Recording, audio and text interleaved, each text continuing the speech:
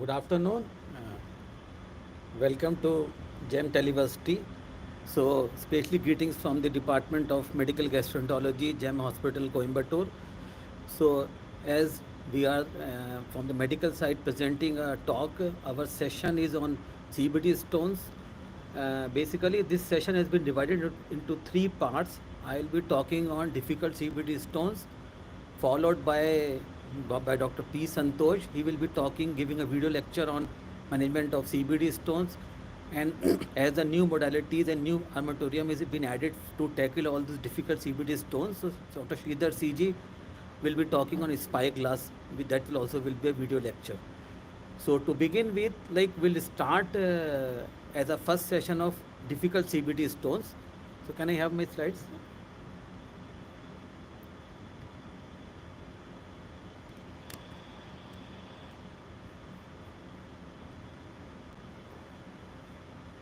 So the first talk will be on difficult CBD stones. So as we all know, uh, the incidence prevalence of common bile duct stones will somewhere between 10 to 20%, and in that 20% around 20 to 25% are difficult bile duct stones. Why they are difficult? Because routine ERCP accessories will not able to retrieve those stones because of the characteristic of stones, or because of the blurry anatomy alteration, or it can be sometimes patient are sick or patient specific conditions. So depending on definition, it is like difficult by common bile duct stones refer to stones that poses a challenge for removal by a standard endoscopic retrograde conjugal procedure. So for example, basically we use only biliary balloon, and along with that we use only Dormia basket. If we are able to retrieve those stones easily, they are called normal CBD stone removal. But if we have to use other accessories or other take help of other devices, it is called difficult common bile duct stones. So depending on those characteristic, whether it is difficult because of stone characteristic or because of biliary anatomy anomalies, or because of it is difficult because of patient specific condition, I will discuss in next few slides. So what are the factors possibly associated with difficult or incomplete stone extraction?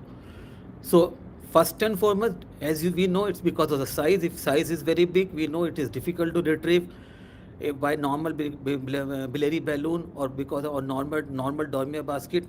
If the shape is in the form of barrel shape or it is irregular shape, it is difficult to retrieve.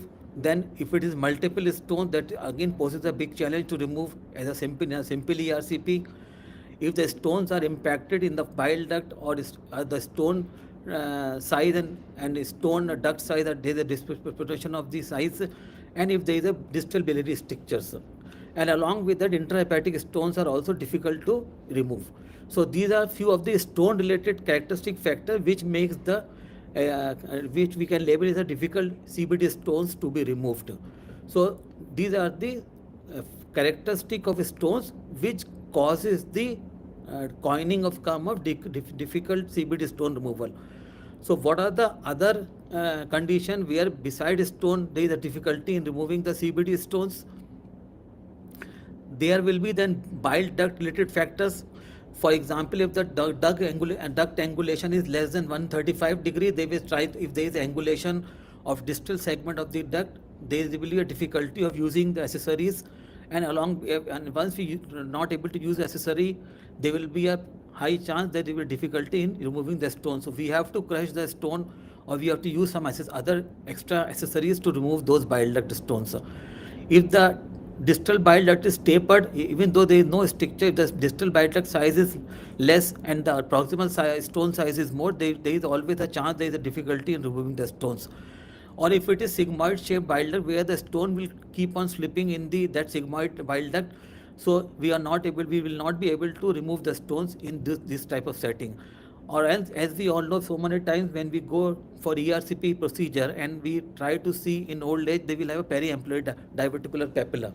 So sometimes this peridivertical papilla will be inside the diverticulum. For that, it will be difficult to cannulate the patient through papilla to pass the guide wire. Along with that, it is we can't cut the sphincter because there is a big diverticulum, and in that diverticulum there will be small papilla sitting there. So cutting sphincterotomy will not be adequate, and that itself will pose a challenge to remove the stones from the common bile duct. So these are some of the bile duct related factors which give rise to difficult to remove bile duct stones. What are the other conditions where we can see it can be surgical anatomy patient where we have a long biliary limbs, where you have a other build-up procedure which has been done, we don't have a proper access, so we have to go in a long loop to get the access of this thing. And it is very important that once you even not even if we reach on those post surgical anatomy, the ampulla will not be in the roof area, it will be more like a floor area. So you need a exercise in working in a reverse direction. So for example, if you're using a sphincterotomy, we generally have a bow in the upper part of the sphincter. Here the bow should be in the lower part so that we can cut the sphincter in, because these access will be more towards the floors, not in the roof side area, it will be in the floor side area. So cutting will be in the reverse direction. Along with that, there are some patient clinical conditions which also give rise to difficult bile duct stone. Patient may have severe acute cholangitis, or patient has post-renal liver transplant, and some cases even they say patient of primary sclerosing cholangitis also there is a because of multiple dominant and minor strictures, there is a difficulty in removing all the stones. And other very important factor is low experience endoscopists. Like sometimes the difficult case can become more difficult if the experience of endoscopy is not to up to the to a point where he can remove that, you can do difficult cases. So this is always important to have a one helping surgeon or helping endoscopy to be by your side if you encounter such type of complications. Then it can be inadequate setting also, as we have some of your, if you are doing out of hours ERCP with non-dedicated staff, that is one other important factor nowadays to say that it is a factor which make the stones difficult stones to remove. So already as I discussed you, there are stone characteristic feature which make the difficult CBD stone. They are biliary anatomy changes which give rise to difficult CBD stone removal, and then there will be a endoscopic point of view and patient clinical condition which give rise to difficult CBD stone. Along with that, even the patient who are more than 65 years, already I've told you, will have a large periampulate diverticulum. You go inside, you see a large diverticulum, that itself make a procedure difficult because of cannulation and to remove the large stone from the small papillary orifice. Then patient who have a bleeding tendency and patient who are very sick and who are very poor, who have a very poor medical condition. So these are all the condition of characteristic of stone, biliary anatomy and patient condition which can label him, which can make the CBD stone as a difficult CBD stones. So coming on that, like example, for example, there is a data from Hyderabad which say in gallbladder disease 20 to 25% are difficult CBD stones, and these 20 to 25% of CBD stones required extra accessories or extra procedure or extra mechanism to remove those difficult CBD stones. And what are those? I will tell you in next few slides. So as we all know, the preferred treatment for any CBD stone is ERCP, and there is all the society guidelines say whenever you see CBD stone, you have to offer the patient ERCP, whether the patient is asymptomatic or symptomatic. So one important thing is, okay, patient has got cholangitis, depending on the Tokyo guidelines, depending on the cholangitis severity. If patient has cholangitis, you have to label as mild, moderate, severe. If it is severe, you have to do an emergent ERCP within 12 hours. If it is moderate severity of cholangitis, we can do it somewhere in between 12 to 24 hours. And if it is patient has got mild cholangitis, it can be done actively within 72 hours. So all patients should be offered ERCP if we see the CBD stone, and this is a common guidelines by all the endoscopy society, either European or American or Asian. to make the things more simple, like we can just uh, try to I will try to show you what really happens when we do routine ERCP. So always when they say when we are using simple ERCP, we have to use balloon catheter to remove the stones, and along with that, it is if there is a stones which are not able to retrieve by balloon, we have to use Dormia basket. Besides this, if anything which goes beyond this accessories, it will be labeled as a difficult CBD stone to be removed. So this is a video which I will show you. So as we all know, this is the ERCP simple process, standard technique where we are going to focus the papilla. So this is a 12 o'clock sign where you can see the scope above, and there is a sunset. Now this is a sunset sign where we are entering the duodenal part 1, and I'm just giving a light torque movement towards the and entering the D2, and after that I am reducing my scope to focus the papillary ampulla and papillary orifice. So as you all see, there is a edematous papillary orifice with can you if you can see all the ampullary infundibulum is filled with stone. You can see so much broad dilatation we can see. So as we all know, it will be it's been taught to me assisted cannulation I am doing. So initially, because of multiple stones there, the wire is just coiling and coming out. So in the once we take 2 or 3 attempts, the wire will pass. Anything which goes beyond 5 attempts will make it a complicated ERCP. Like now it is, see, the third time it is going inside. The wire is trying to be negotiated inside the CBD. And once we are inside the CBD, we have to just because of cholangitis, I have not done cholangiogram. I am just cutting the sphincter, because you can see already we have imaging before that showing multiple CBD stones. So it should be in a gradually manner, step by step, where the sphincterotomy should be cut in up to the fold. As you can see, it is going. I am trying to cut, and once we start cutting. You can see so much edema. We can see the whole edema mucosa looks so edematous, and while cutting itself with the distal CBD, if you see one stone already got stuck up in that thing and it came out. Okay.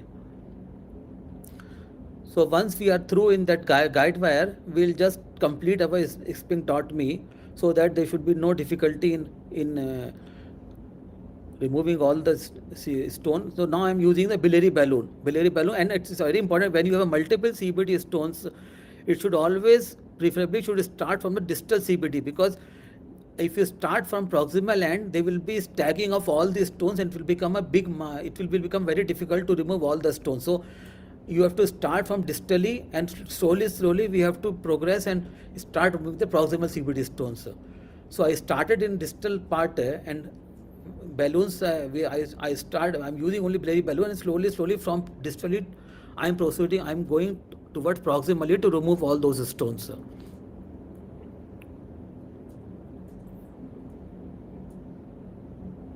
So this is see the number of stones which are there in the CBD, but because of adequate sphincter cut and this thing, all the stones are coming out.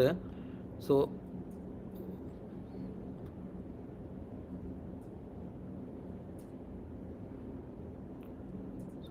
now the see, it is free now. Almost all stones are removed, and now just because there are multiple stones and patient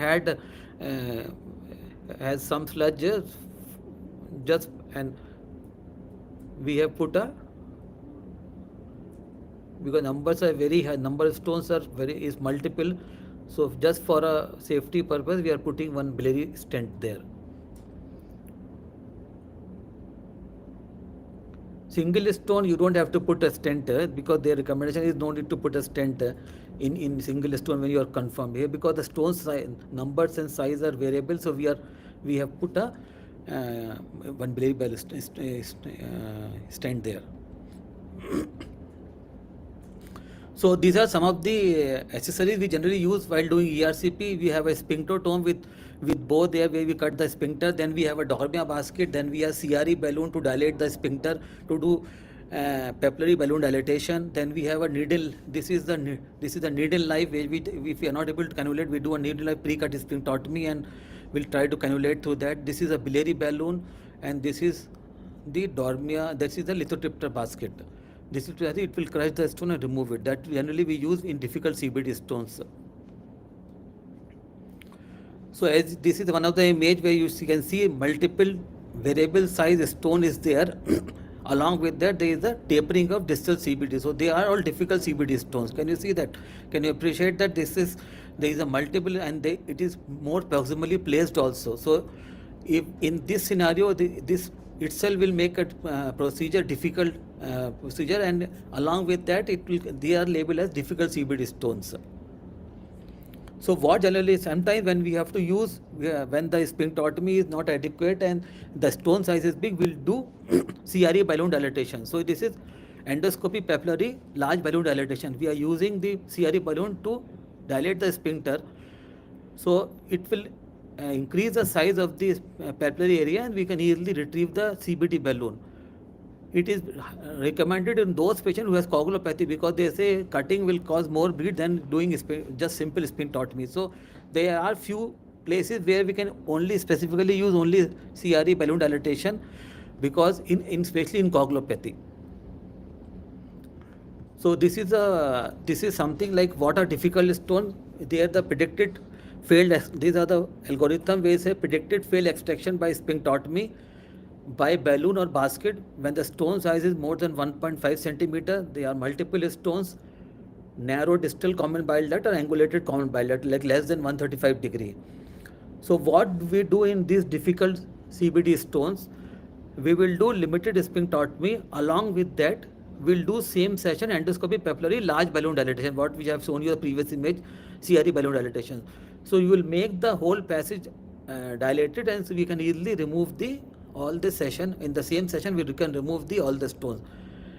It can be second time. First time when we are not able to retrieve the stones, we will try to put the one biliary stent there and will come out and we do a second session, because they say in second session the chances of removal is almost 90, success rate is 95% because of the softening of stones. Along with that is reduction in size of the stone. So endoscopy papillary large balloon dilatation of a previous sphincterotomy can be used in second sitting, second ERCP, and all the stone can be extracted. So this is one procedure where we can extract the stone by using papillary dilatation of the papilla. Suppose if these two procedures itself not able to extract the full, there is a failed extraction, then we'll consider mechanical lithotripsy or cholangioscopy assisted lithotripsy or ESW. ESW is not used now. What is that mechanical lithotripsy? We have a Sohindra basket. So Sohindra basket will catch the stones, and along with that, once you catch it, you can apply the pressure from outside. It will crush the whole stone, and you can remove the stones in fragment.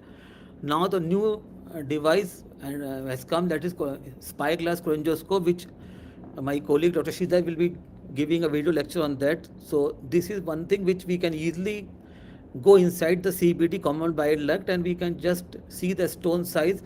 We can use a laser and we'll try to powder it, or we can break it in small fragment and we can remove it as a routine biliary balloon removal, like a routine ERCP.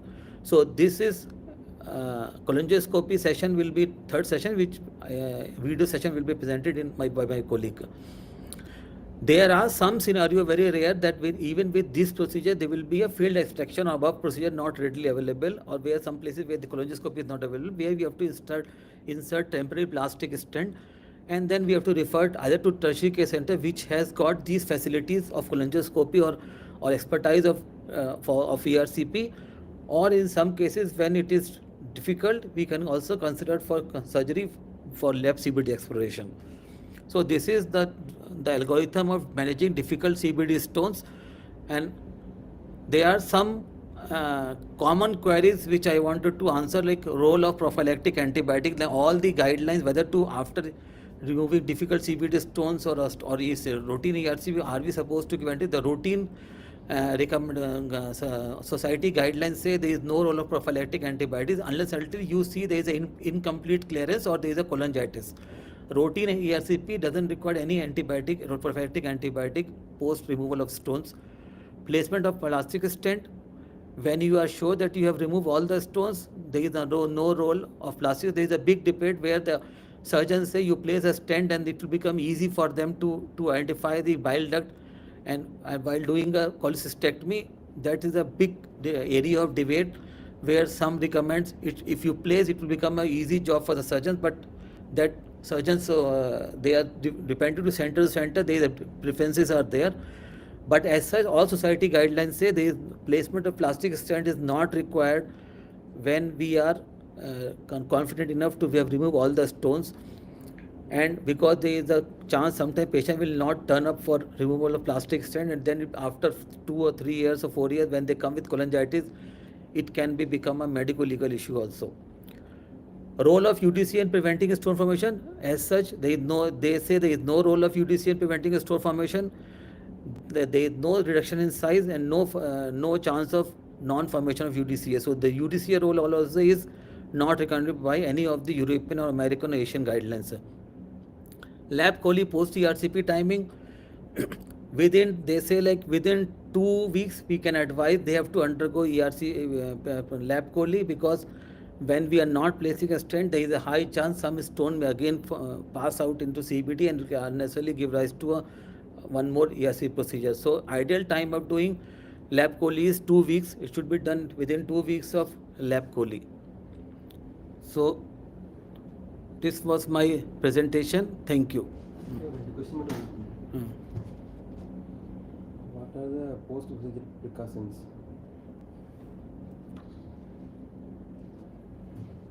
Question சொல்லி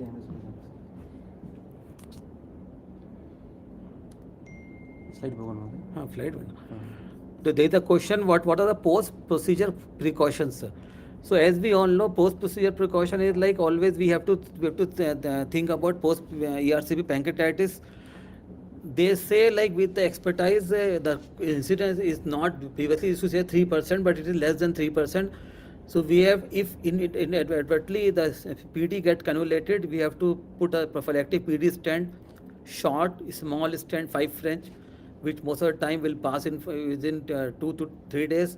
Along with that, we always prophylactically place indomethacin rectally, because there is a studies which say it usually prevent post-ERCP pancreatitis. And whenever you see patient with a chance of young female, we always hydrate the patient while doing procedure also and before procedure also. So with hydration, with putting prophylactic stent, if a PD is inadvertently cannulated, and along with indomethacin, these are the 3 precautions. With proper hydration, these 3 will significantly reduce the incidence of post-ERCP pancreatitis. Other complication precautions is any chance of cholangitis. If I take it in that way, if there is a cholangitis, whether to use contrast or not to use contrast, preferably we'll try to aspirate the bile and then we'll make the pressure less.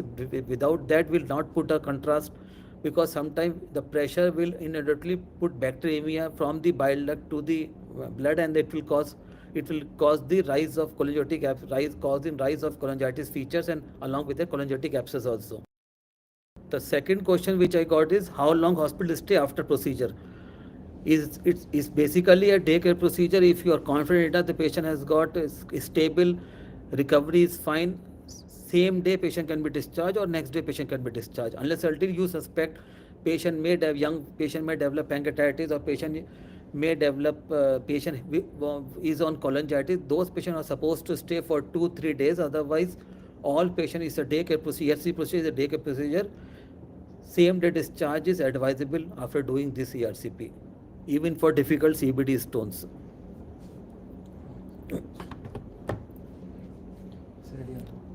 So next session will be done by Dr. P. Santosh. He will be giving a video lecture on management of CBD stones.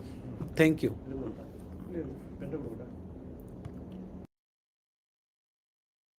It's time.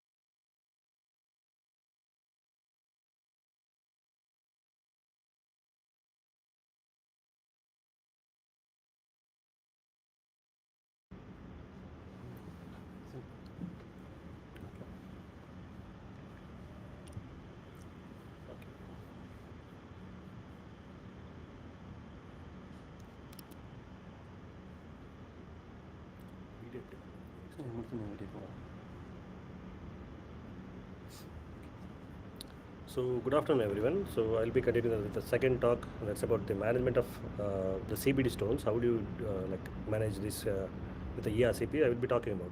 I'll be just briefly giving about what is the techniques, how do you do ERCP, and then I'll go to the video presentation.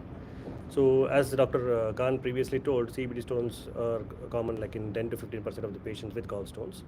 So most of them will be secondary stone, like it is from the GB which will be passed into the CBD, or rarely it can be formed in the CBD. Most probably in patients old age or in CBD structures, there can be possibility that CBD stones can be formed in the primarily in the bile duct. So as I said, there are two types of stone. There is primary and secondary. Secondary is from these GB, which will be migrated down. These are the most common type of stones, and they're usually cholesterol stones. Primary stones are usually formed in CBD. They are usually brown in type, and it is more common in Asian population. Usually occurs because of bile stasis and infection, which commonly happens once there is any block to the bile flow. So, how do you approach these patients with CBD stones? When you suspect any patient with right hypochondriac pain, when you suspect a GB stone, to rule out possibility of CBD stone, we need to look for two things. One is LFT and ultrasound. So, if both are abnormal, well, like if LFT, like there is conjugated hyperbilirubinemia with raised alphos, and if the ultrasound shows any features of dilated CBD or a stone, then high likely there will be presence of stone. So then we can directly proceed with preoperative ERCP or a combined procedure with the lab chole and ERCP. If both are not there, like LFT is normal and ultrasound doesn't show any CBD dilatation, then less likely to have a CBD stone, then we can proceed with cholecystectomy. If intermediate, if either one of them are like having a positive signs and the other is negative, like abnormal LFT is with a normal ultrasound, or if there is some dilatation in the CBD and there is a normal LFT, then we should consider secondary imaging modality like an ultrasound, endoscopic ultrasound or MRCP based on the position of and the availability of the modality. So if both are negative, then there is less likely to have a CBD stone. They can go with a lap cholecystectomy. If there is a CBD stone, then we can proceed with ERCP.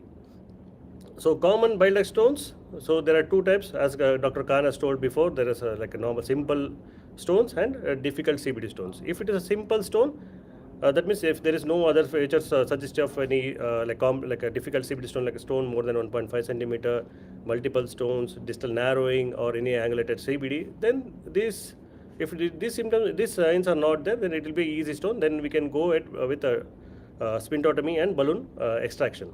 If these are there, then we need to do two things. One, can we extend the sphincterotomy, do a large balloon dilatation, and then try to remove the stone with either with the mechanical lithotripsy or a spyglass cholangioscopy. If that fails, then we can refer the patient to a tertiary center, or you can go for a surgical option with a CBD exploration. So, as you know, like what are the like how we do it? It's a ERCP. So there is a difference in the scope what we use for upper J and the ERCP. So usually for ERCP we use a duodenoscope, which is a side wing scope. Normally the front wing scope is usually there is a lot of difference between the side wing scope and the front wing scope. See, the side wing scope will be larger in caliber. The camera, the access, everything will come from the side, and the channel will be more larger than the upper J scope, like a forward wing scope. And we have got an elevator so that it will assist in guiding the wire and the accessories from the duodenoscope. So what are the important steps while doing ERCP? First thing is, very important step is positioning of this the scope. Second is cannulation. Third thing is do a cholangiogram, a good cholangiogram. Fourth, then do a sphincterotomy or a plus or minus a sphincteroplasty, and then followed by clearance. So position is very much important because without a proper axis we cannot cannulate the CBD. So the position should be proper. So whenever we do, it will be in a reduced position. We are not going to do ERCP for CBD in a long position. So the reduction is very much important, and the papilla should be in 11 o'clock or 12 o'clock position, so that it will be very easy to cannulate the CBD. The second thing will be a cannulation. So cannulation depends like what we are going to use, whether it is a sphincterotome or a cannula, whether it's a guide wire cannulation or a contrast guided cannulation, depends on variation.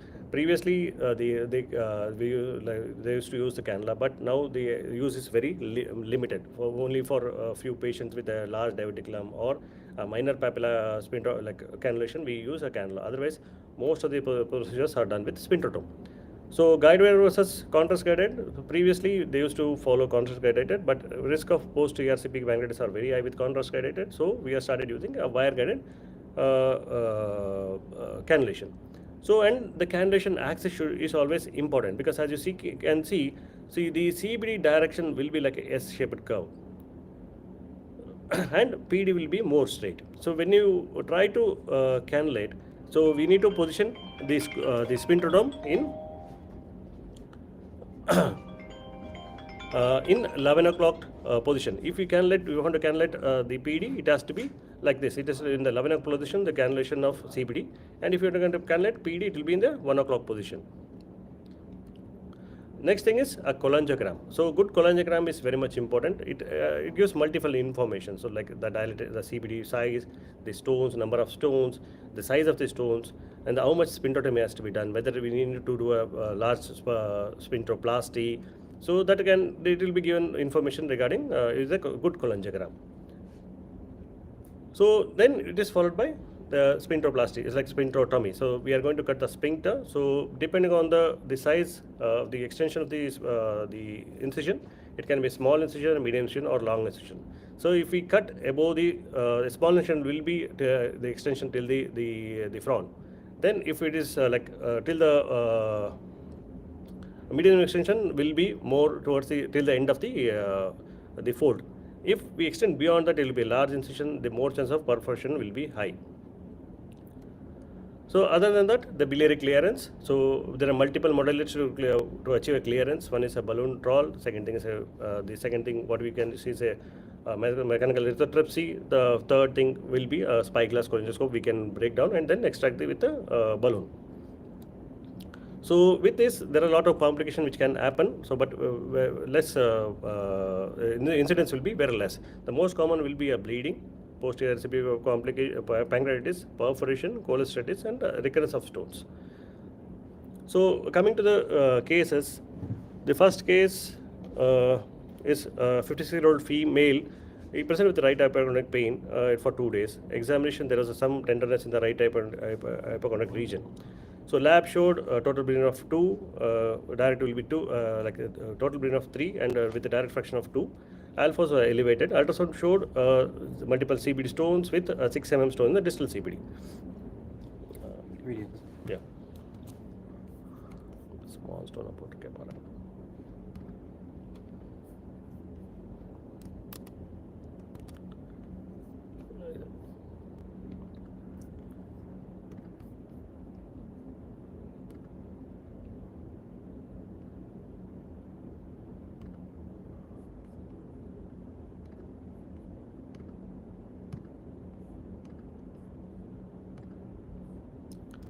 That patient was taken for ERCP.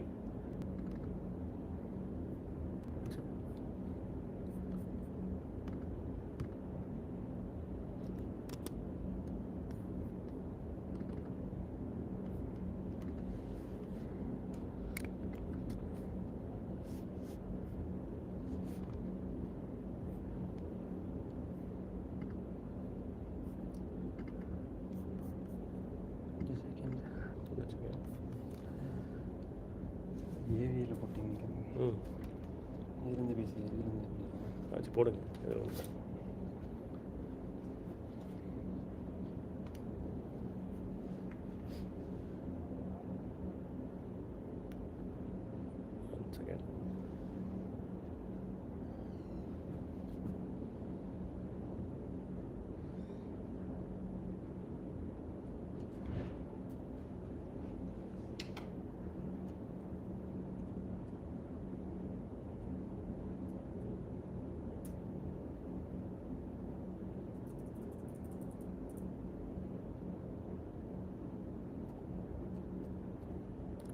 இருக்கா?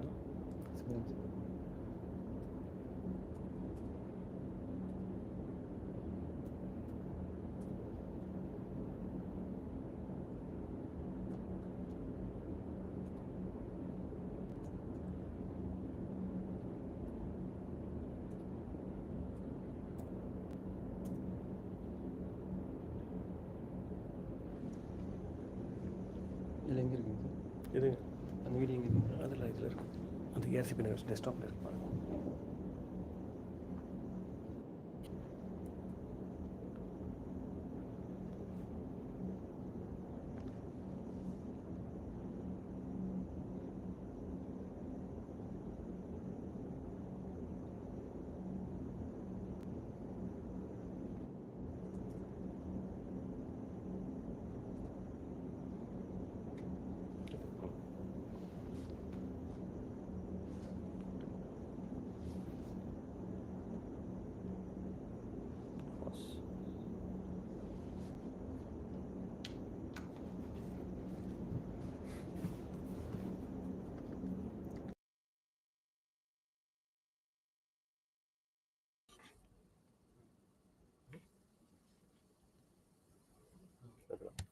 So coming back,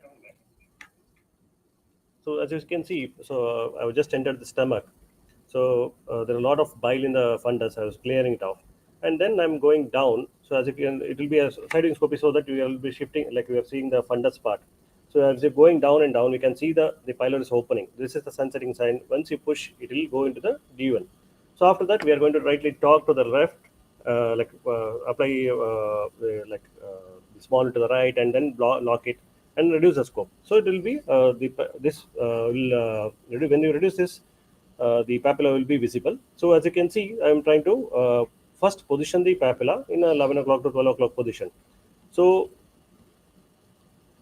in this, so as you can see, this is the papillary orifice, and this is the CBD course.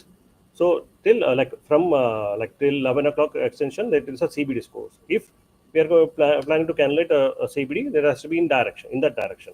So next thing will be the cannulation. So I'm going to use a spintrotome to cannulate the papilla.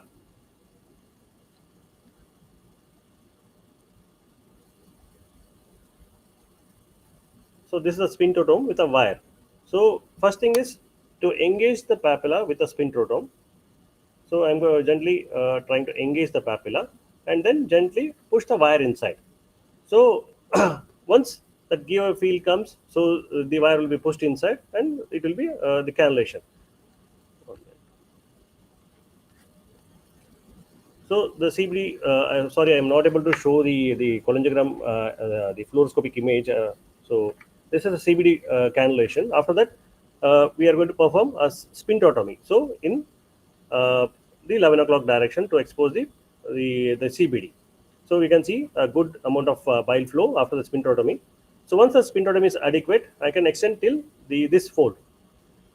So as the CBD stone was like small, I didn't do a very large spintotomy. So a good spintotomy was done, and after that,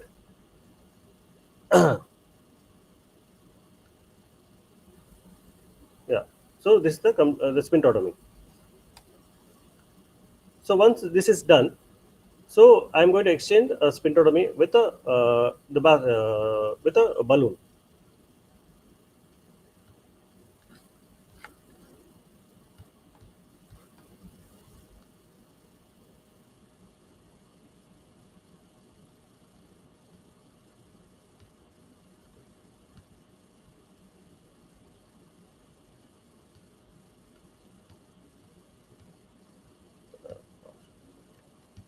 I'm going to, this is the balloon. So I'm pushing inside the balloon, and then I'm going to inflate the balloon and then roll it down. So once we do that, a smaller stone uh, will be removed from the CBD. So as you can see, this is a stone which was there in the CBD. It was removed. After this, the patient had a CBD stone, a GB stone also. So we put a stent so that the chance of next stone migration leaving after gap lap chole will be avoided. So this is first case.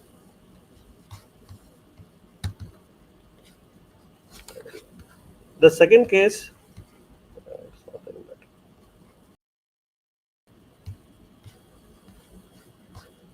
So this lady, she was a 56-year-old lady with she came with a pain abdomen and jaundice for 2 days. She had a lap chole done around 5-6 years back. And labs again showed bilirubin of around 5 with a direct fraction of around 3, and alphas was elevated. Ultrasound showed a large stone in the mid CBD, around 1.5 to 1.6 centimeter stone in the large CBD. So we posted for ERCP. So as you can see, so I'm going again. We are going from the stomach. We are going to the duodenum. So this is the pylorus. So yeah. So this is the after reducing the this is the position of the papilla. So once we are there, so again the same thing. The first thing is a position, and then cannulation with the spintotome. So CBD is like cannulated.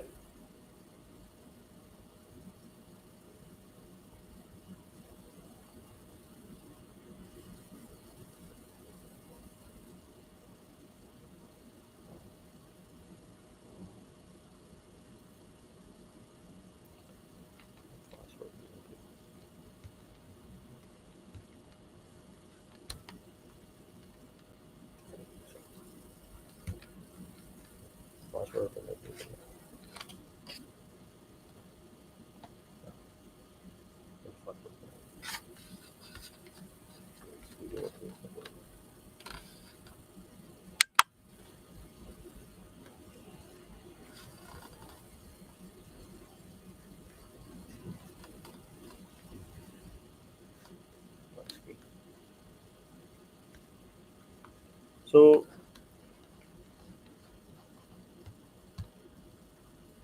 once the CBD is cannulated, we are going to do a spintotome. As the papilla was very small, so we didn't have much space to cut around. We did a small spintotomy.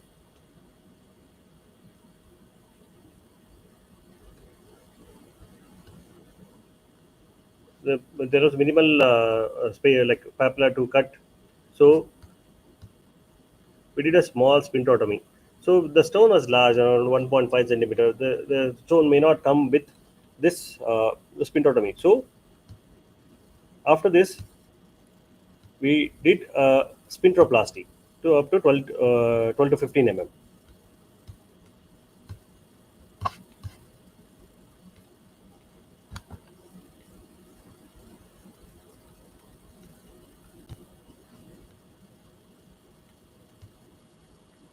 So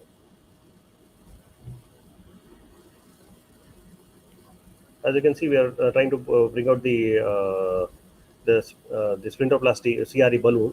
This is the CRE balloon.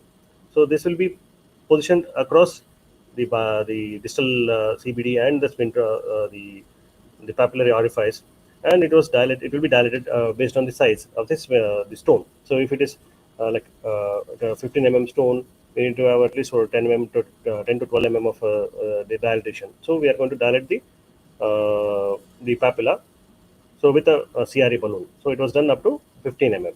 So it will be maintained for around 60 seconds, and after that uh, the dilatation will be released. So this is the dilatation. So as you can see, the balloon is getting dilated, and the sphincter will be dilated.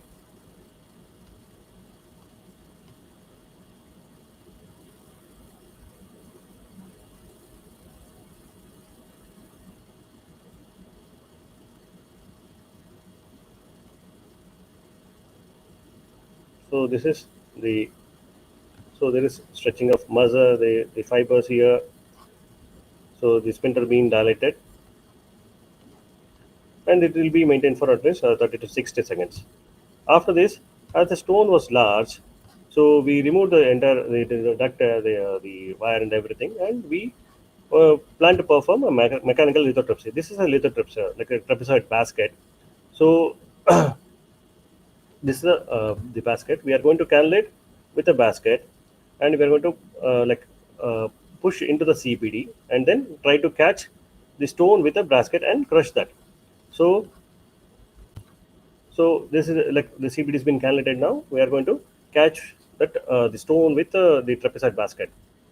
Once this is done, so the stone is crushed and this been removed. So this is the crushed stones which have been removed. There are multiple fragments of this.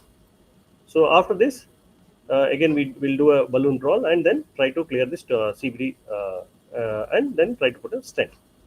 So this was the second case. The third one, so this was a case of a chronic pancreatitis with uh, she came with a severe pain abdomen and she was having some icterus also. So on evaluation, she found to have the raised bilirubin and there are some ampullary stones. So once we planned for ERCP on side like side scopy, you can see there's a fistula, spontaneous fistula has developed, and there was a stone. This is the pancreatic stone which is being causing block in the CBD. So what we did is, so we cannulated the CBD and PD both. So we first cannulated the CBD. So this is the CBD being cannulated. And you can see a lot of the pancreatic secretions coming out with the proteinous material and the flakes also.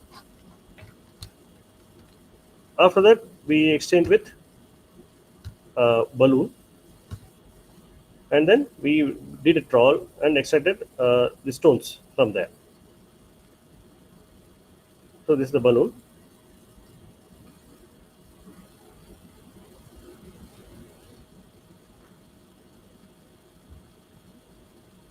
So you can see the stone being blocked at the ampullary orifice.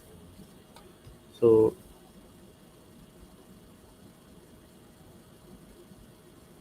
you can see the stones being removed there.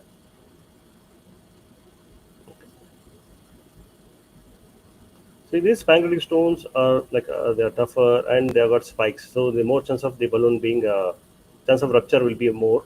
So I have to be very careful. Otherwise, we lose a balloon. Okay. So the multiple trawls done and multiple stones were removed. And after that, we cannulated both. You can see the bile coming afterwards. So once the stone is being removed.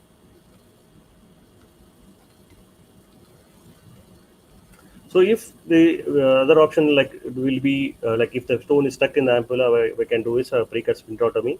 We can cut the sphincter with the needle knife and we can extract the stone. That is one more option.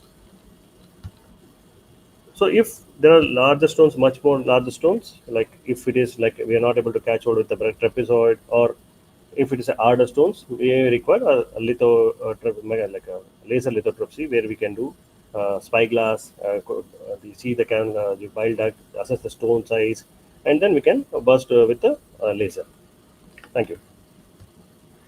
Second question. Yeah.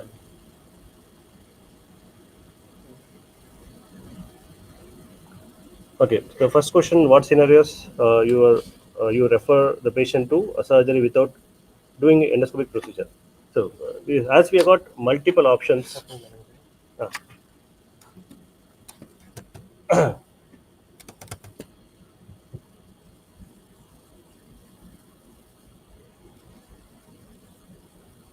as we have multiple endoscopic modalities to treat the CBD stones. So, like previously, there was no laser lithotripsy. Those patients sometimes CBD exploration would have been advised. Now, with advancement in the endoscopic procedure, we can treat most of the stones. Sometimes, if there's a tight stricture in the distal CBD where we cannot go we cannot go above the stricture, then the possibility of CBD exploration may be a bypass surgery may be required. Otherwise, most of the patients can be treated with endoscopic therapy.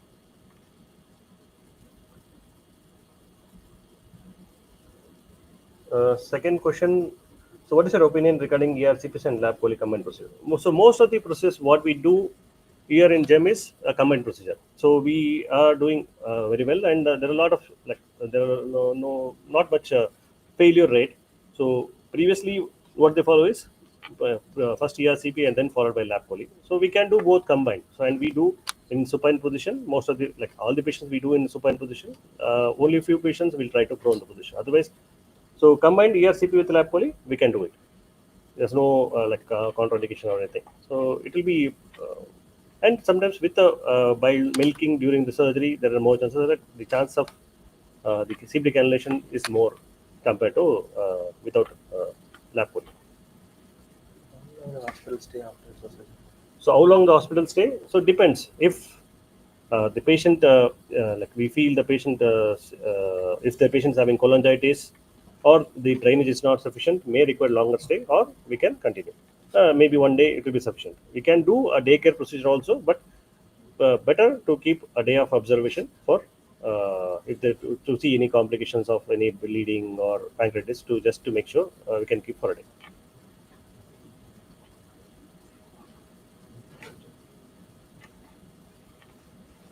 Any more questions? Anything?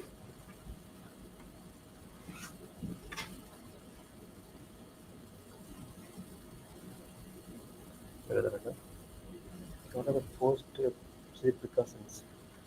Cancer சொல்றீங்களா? Again, கேட்டிருக்காங்க. அது மறுபடியும் கேட்டாங்களா? அதே தான் கேட்டேன். Again, they asked about like post procedure precautions. See, if there is inadvertent any PD cannulation, if we have prophylactically put a PD stent, intravenous suppository, less sense of pancreatitis, but still we can consider a stay 1 or 2 days for the if there's any complications. Otherwise, 1 day stay will be sufficient.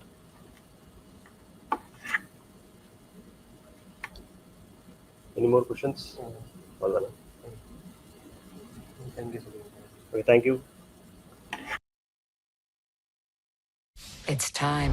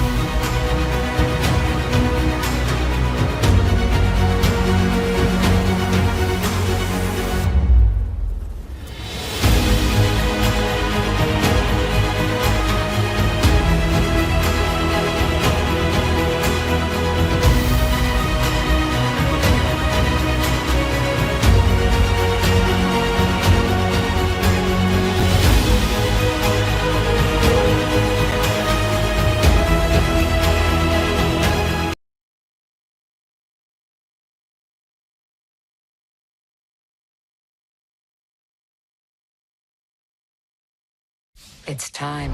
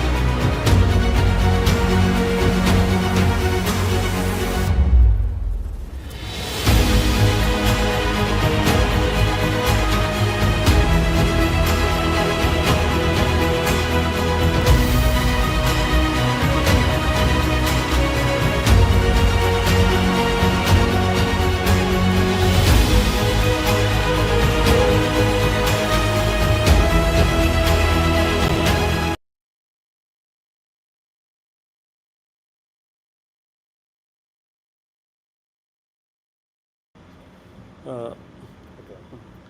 Sorry, the next speaker is stuck with the procedure. Maybe you'll be there in 5 minutes. In meanwhile, if there is any queries or anything to be asked, please ask so that I can answer your questions. Any doubts or anything with the like ERCP or any procedures.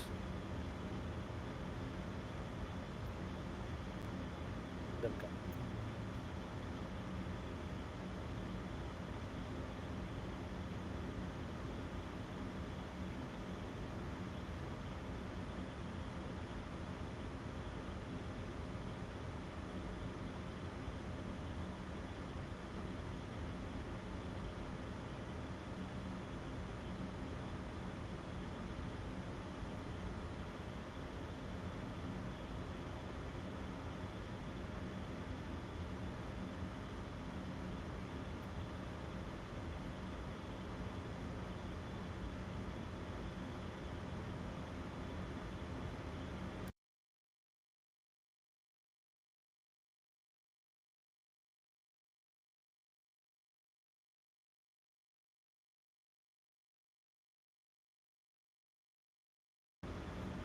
So how long we need, how much time we need to learn ERCP.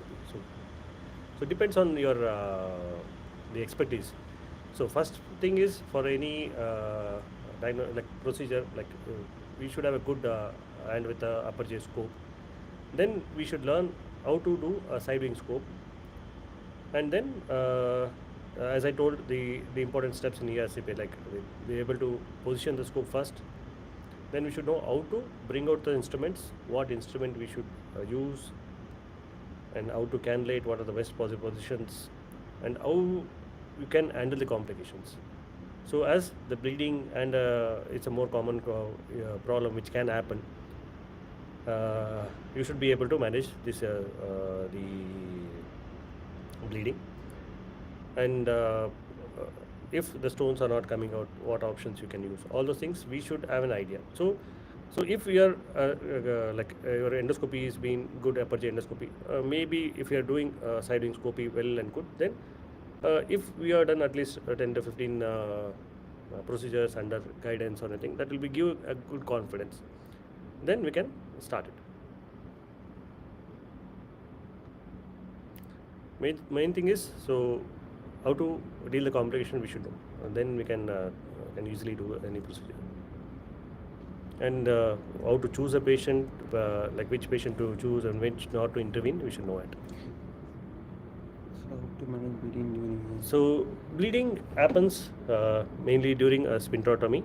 So that's why, as I told, the sphincterotomy where we need to cut the sphincter, we should know at 11 o'clock position. So the less vessels will be there, the more less chance of bleeding. And if there is any fold or anything, there are more chance of bleeding will be there. So try to do a good sphincterotomy. So don't be in a hurry to cut the sphincter very fast. A zipper action can cut sphincterotomy, like the sphincter very fast, and then there can chance of bleeding will be more. So try to cut inch by inch and see how much cut is required. If required, if a small papilla is there, if the patient is on, then you do a sphincteroplasty.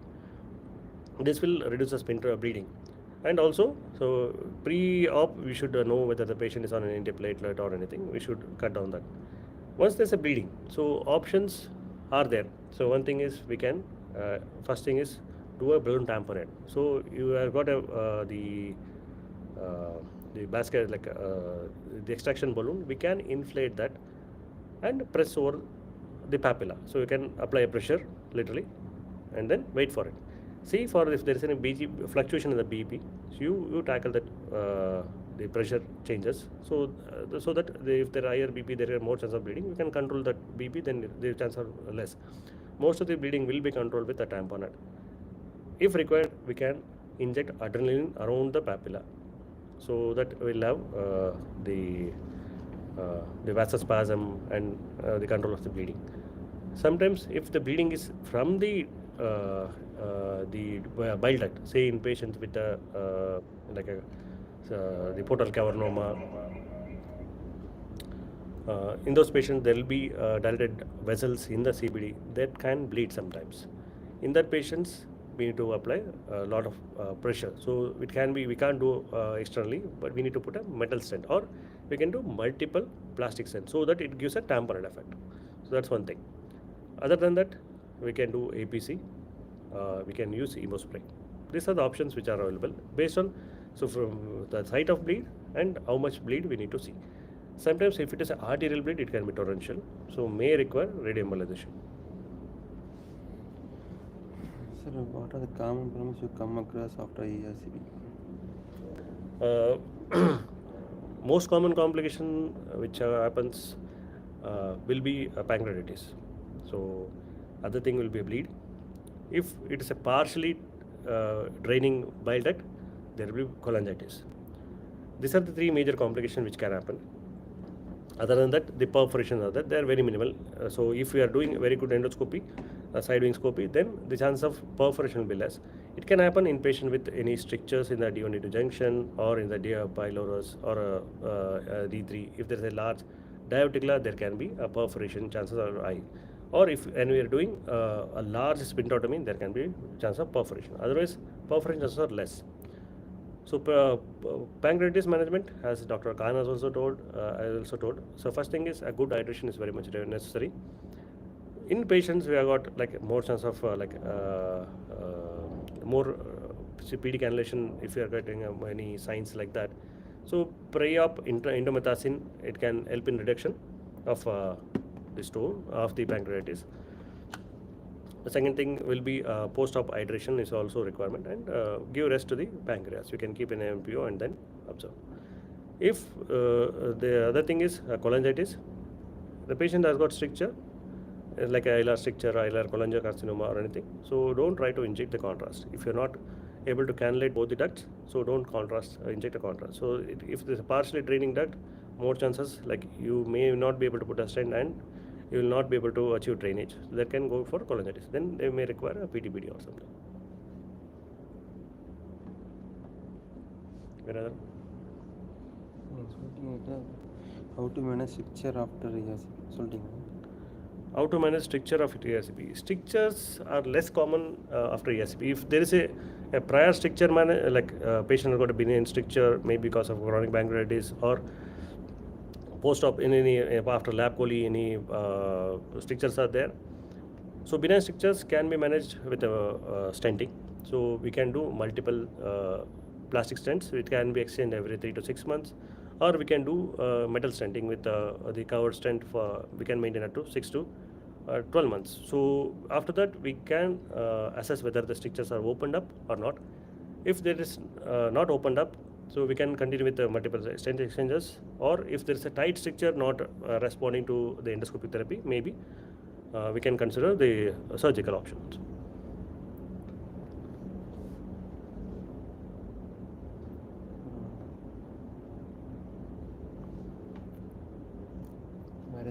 Where is the regard?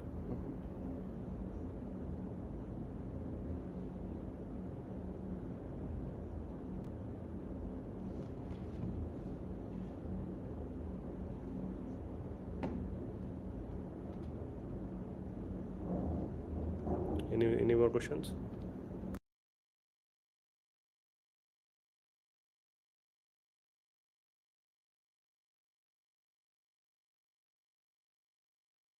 It's time.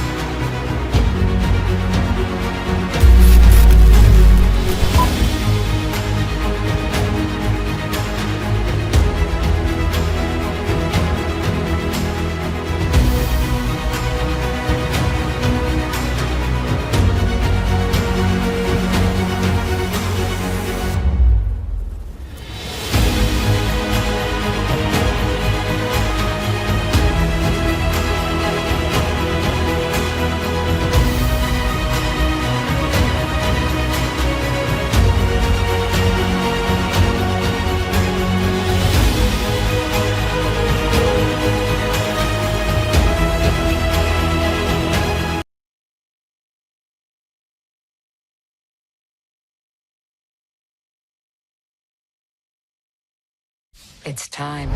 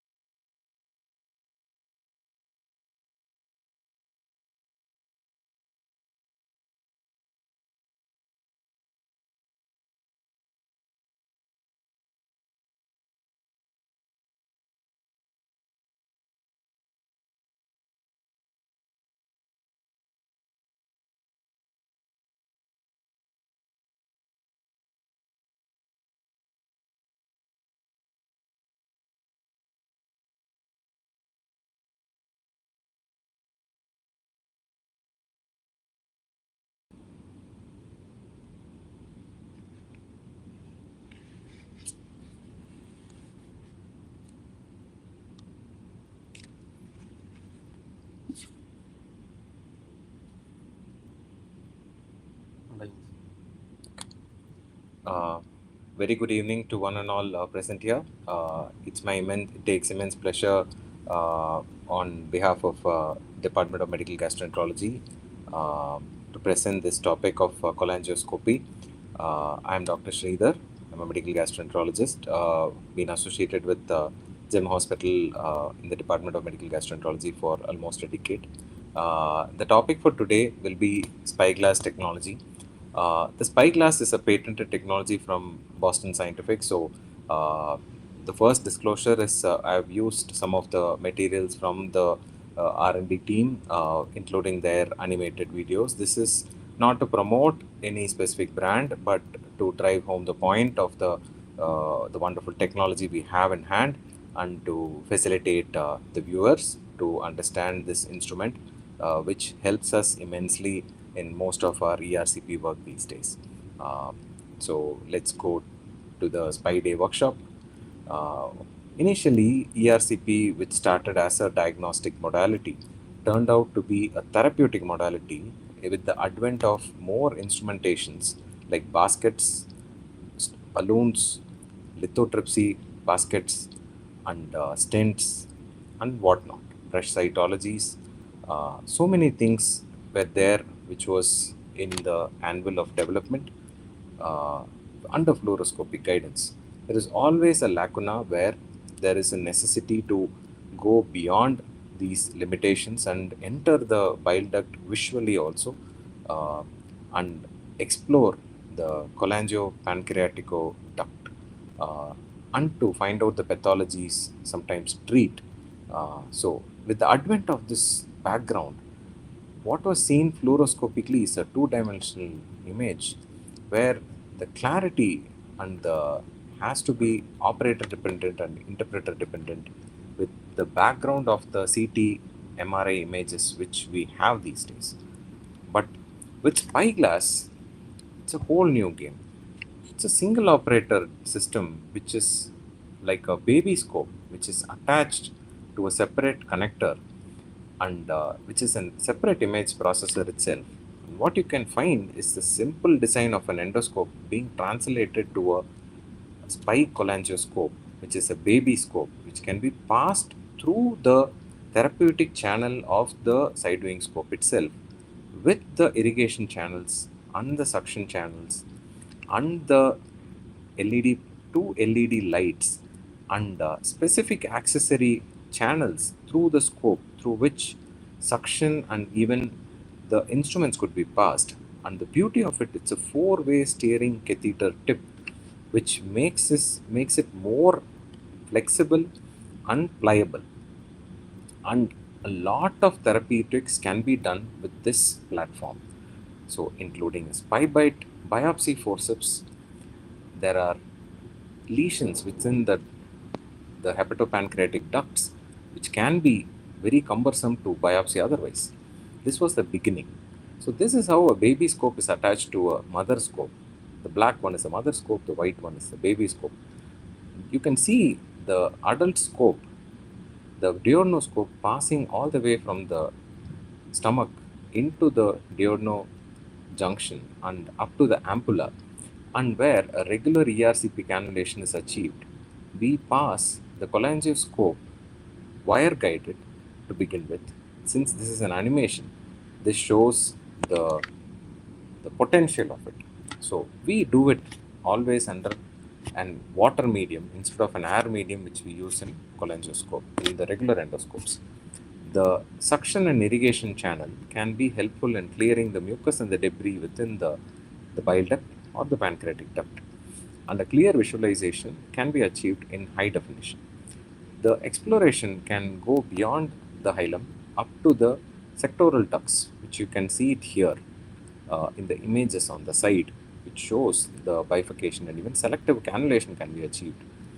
Where there is a doubtful lesion, the instrumentation like a spy bite, which mimics a regular biopsy forceps, can be used within the spyglass, and the biopsy can be taken itself. In place of a large stone, which used to be a surgeon's fort and a difficult endoscopic fort, became very malleable with the use of lithotripsy, which is a laser lithotripsy, which can be passed via the cholangioscopic catheter.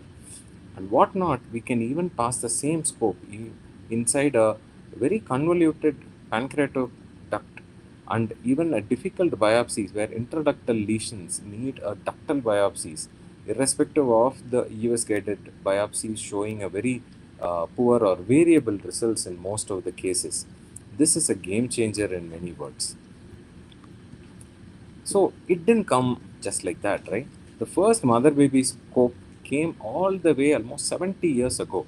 I mean, 40 years ago, to be very precise, at 1970. This is when the adaptation and the first documented use of a mother baby cholangioscope was used, right? And a huge gap till the first generation of a spyglass system with the spy-bite forceps was launched in way back in 2007. See the videos, man. Sorry.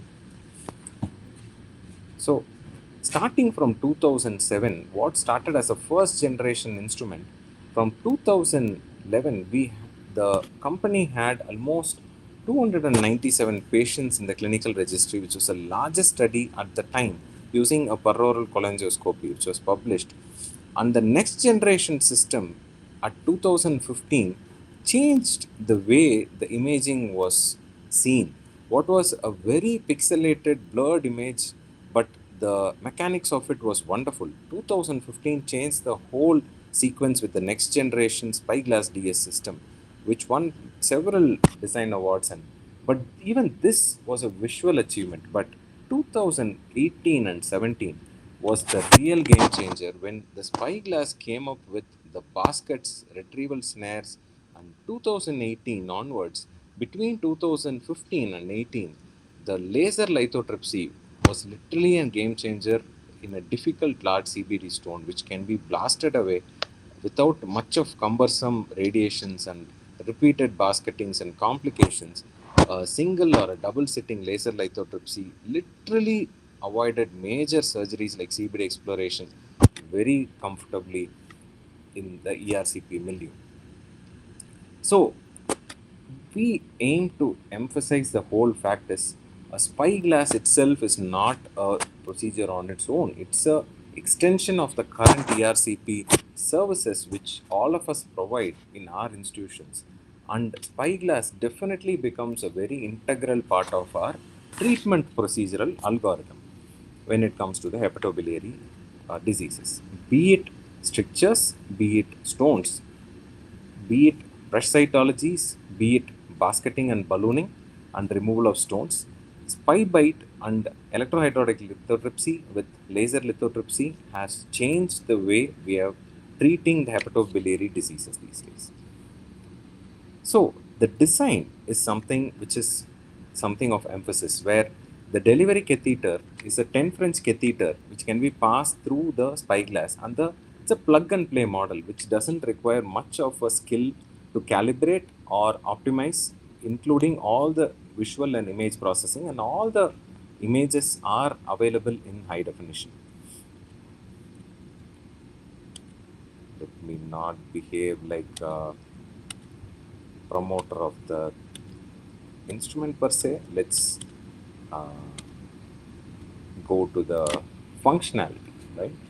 So the biggest advantage is you can flush and aspirate through the channel with simple accessory devices which are attached to the instruments, right? And the second is the two LED systems improved the visual composition, avoided the blooming, and the reprocessing, which includes auto white balance and autofocus, enabled a wider vision of field of vision in these cholangioscopes, which was absent in the earlier systems and not available much of focus in the earlier generation systems. So it is literally very beautiful to watch. We will watch some of the videos, and the whole instrumentation, be it forceps, like laser lithotripsy fiber, or a electrohydrolithotripsy probe, everything can be used via the single channel instrument which we can use through the scope. So let us go to some videos which we will watch now, and then we'll go to the accessories. So literally I want to say this is a whole new world of ERCP ever since 2007, and 2015 changed everything. And now we are in 2025 exploring uh, the heights of therapeutic ERCPs which are available now. We have already gone through this animated video, so let me go directly to the video of a real case, right? So under a guide wire visualization, we enter the bile duct. This is a real patient representation where we are entering into the bile duct, and this you can see the the cystic duct opening here and the wire going all the way inside the liver. And as we are withdrawing, we can even remove the guide wire and irrigate with the scope, and you can see a beautiful intraductal view of the common bile duct, right? And as when we irrigate and fill with the water, the water medium is much more pliable, functional medium to navigate and to use the instrumentation forward and backward. The parallel view is the view of the duodenoscope, where the spyglass, you can see the positioning, where there are variable ways we can use the spyglass also instead of a single operator.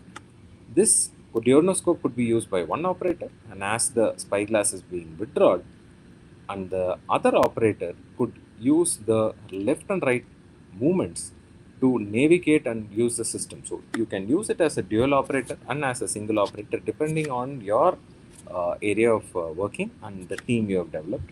So we use a single operator and a double operator depending on the case scenarios. Right? So moving on to the next slide.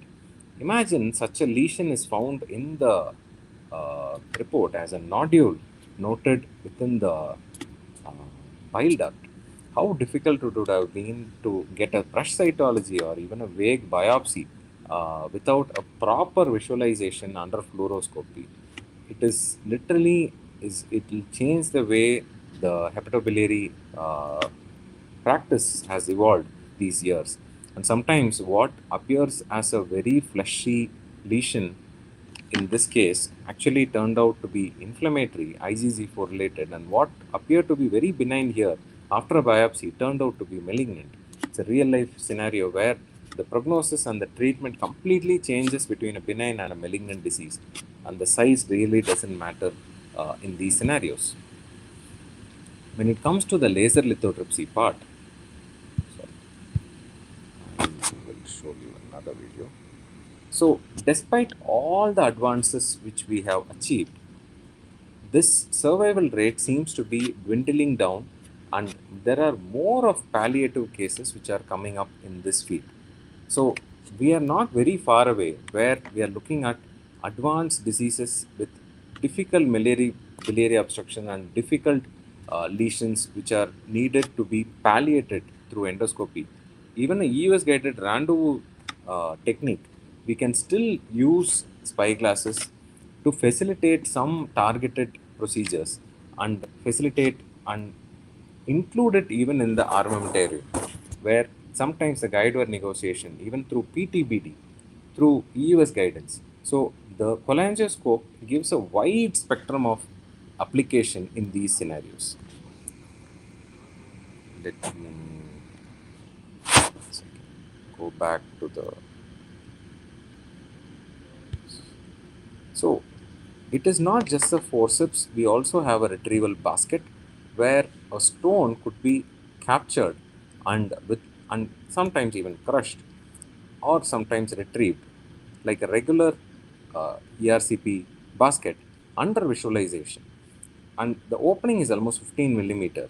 And the snare is another remarkable device which facilitates a lot of permutation combinations inside the bile duct and inside the pancreatic duct. So, under 9 mm opening diameter, there are intraductal polypoid lesions can be literally snared away in these conditions. So, we have seen the normal visualization of the stricture. So, sorry for the laser lithotripsy not working. Let me check once more if I'm able to get it.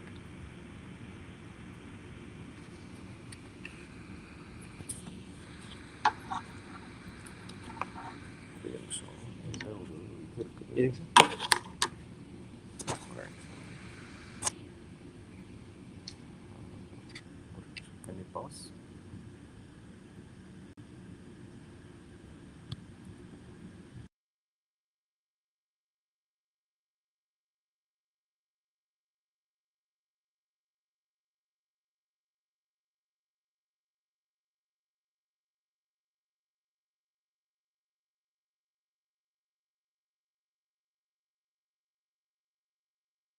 Meanwhile, I try to show the video of the spy, laser spy. I would request the viewers to share any questions they have.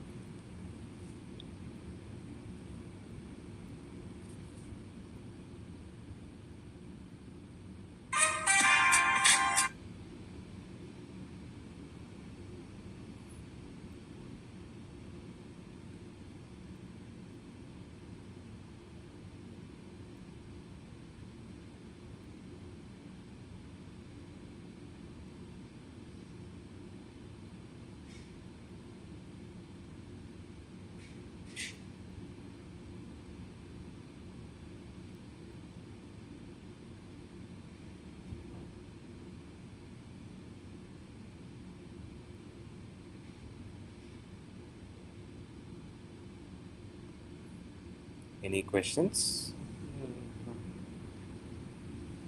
Sir, what are the challenges using this scope? Is some challenges using these scopes? The biggest Media challenge management. The biggest challenge which we find in using a cholangioskop is more than the procedure is the anatomy, right? Sometimes in a very difficult cannulation like a big diverticulum which we had even yesterday, especially the elderly patients, they have a huge diverticulum. So negotiating a spyglass and positioning sometimes can get a bit difficult. So that is a major cutoff point. Apart from it, we are really not very finding it difficult to negotiate and place. The risk, on the other hand, in the same diverticulum patient, an excessive unwanted pressure which can be sent across can literally land up in a retroduodenal perforation, and even sometimes an avulsion of the duct can also happen. So this is also a major problem which we are facing. We have not really faced such bad complications, but that has been mentioned.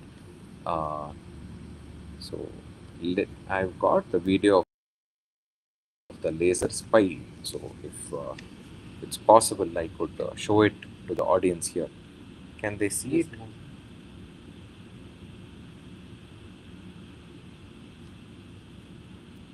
Can they see my screen mirroring? Okay, sure.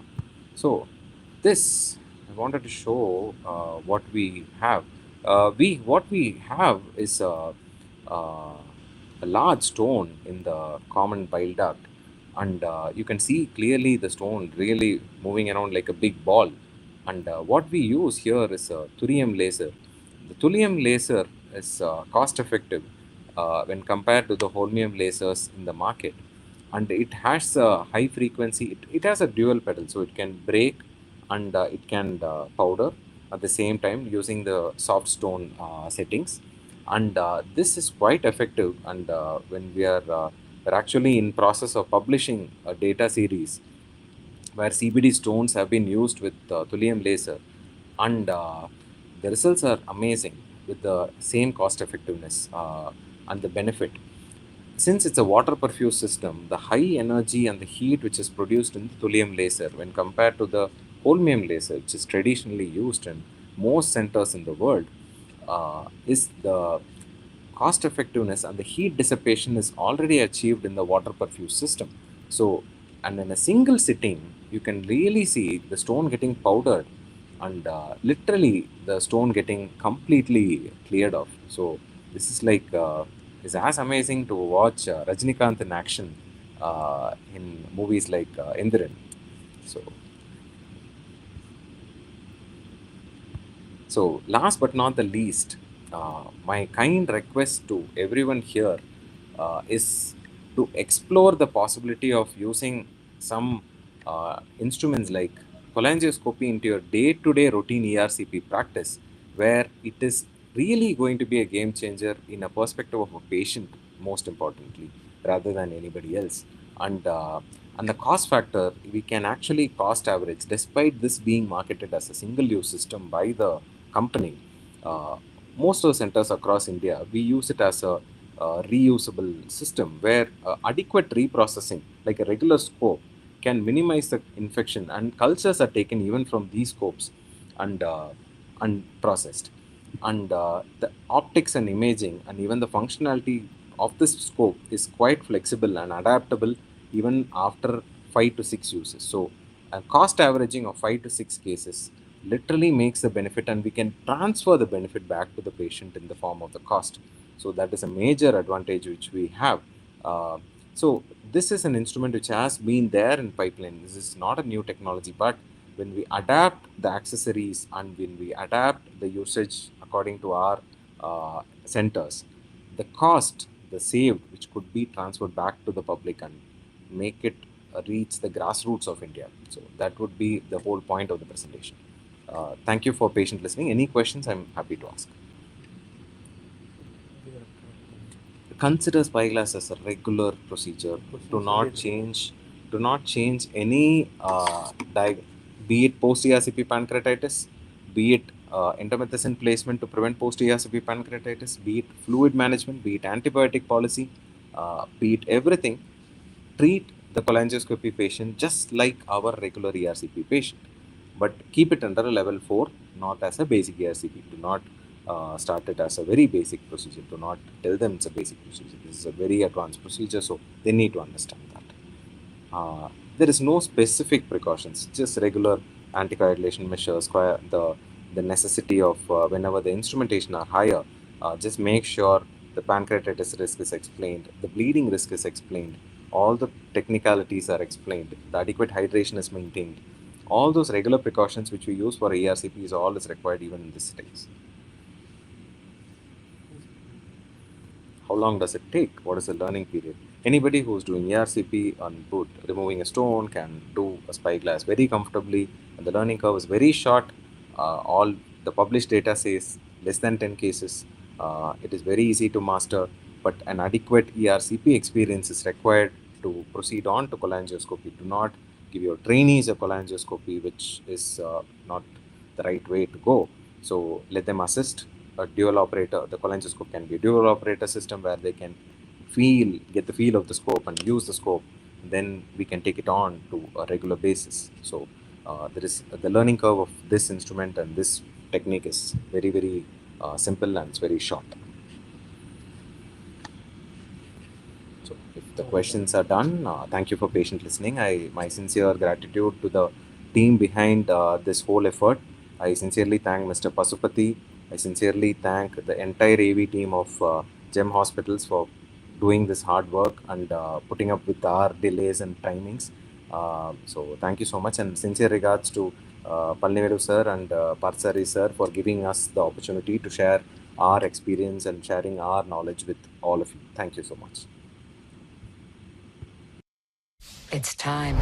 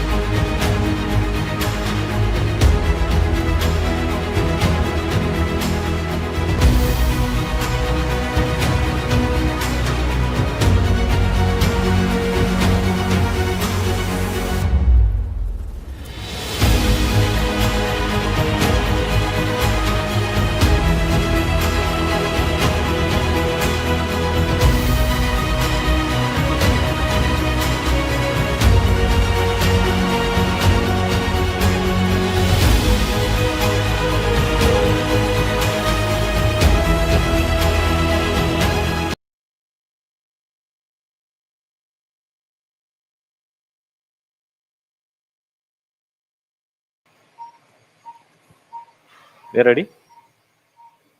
Audible?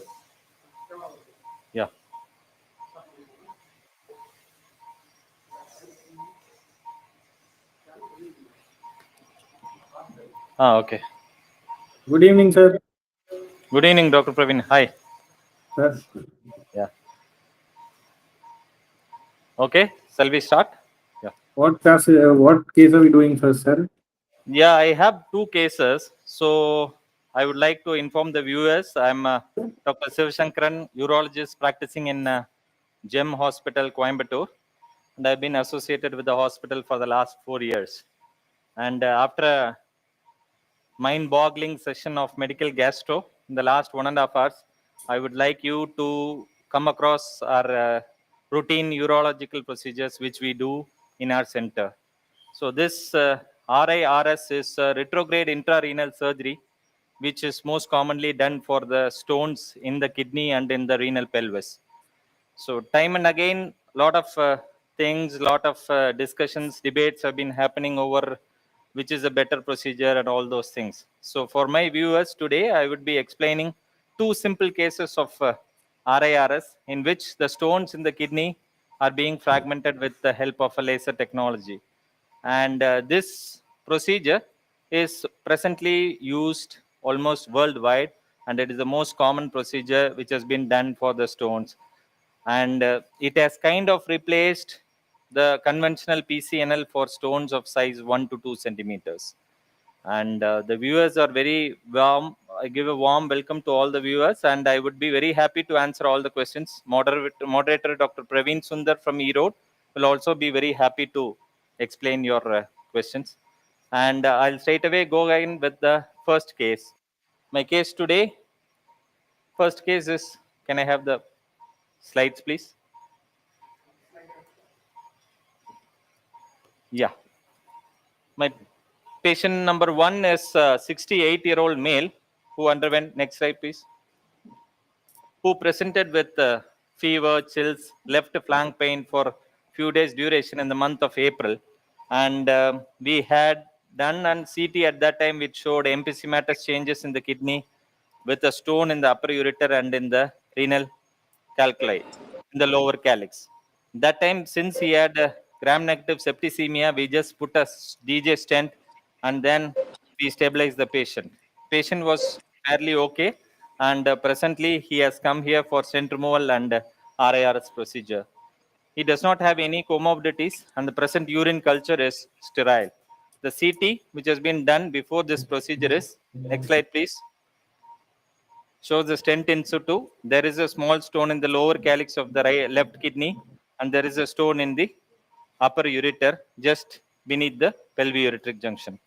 So straight away, I'll go ahead with the procedures. And Dr. Praveen Sundar,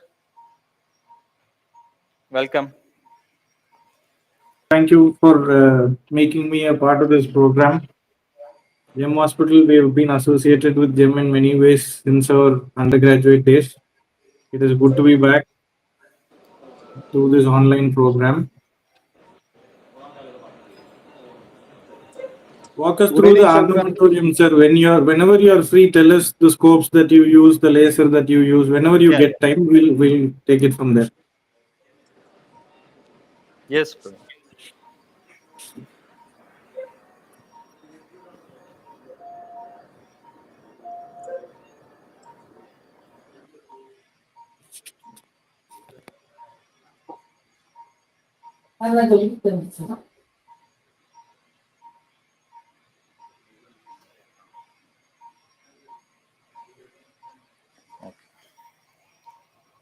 Okay. Right.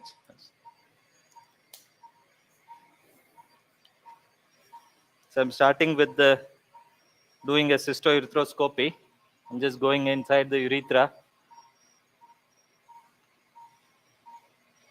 That is a prostatic fossa.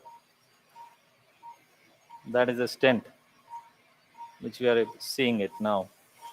I'm just going to remove the stent right now.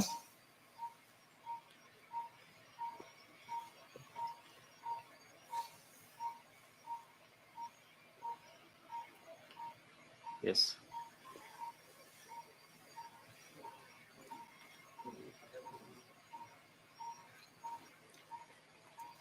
Pull out the stent. Pull out. Pull out. Pull out the stent. Keep a guide wire ready, sister.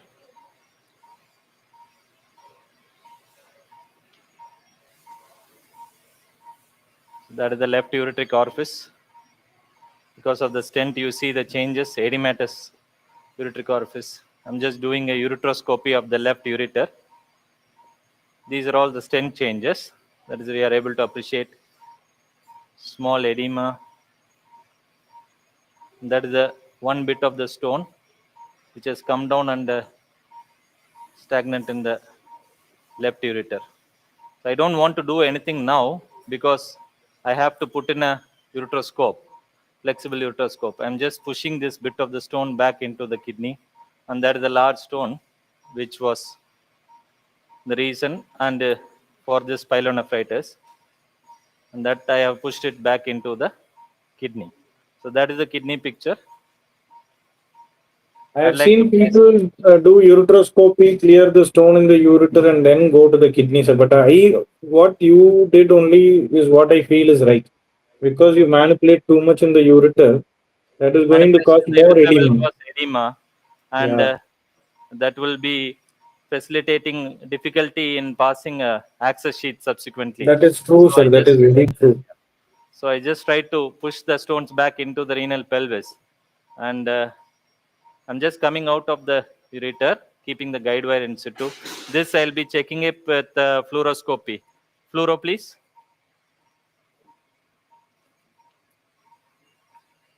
Yeah, the The guide wire wire is in that you are situ. using is a hybrid wire or this thing, sir, zebra wire. Now I use a hybrid wire with the thermotip. The zebra Very wire nice. will keep the ureter stiff, and the Okay, thermotip will navigate through the ureter. that is So I good. That fix is it good. there.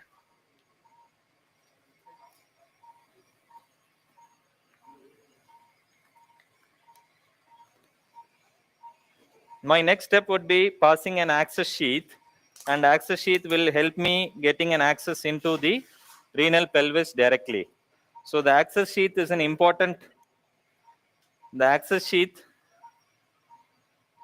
is an important thing in using while we are doing a procedure of RIRS, because this one gives a direct access, and the flexible ureteroscope can easily navigate up to the renal pelvis.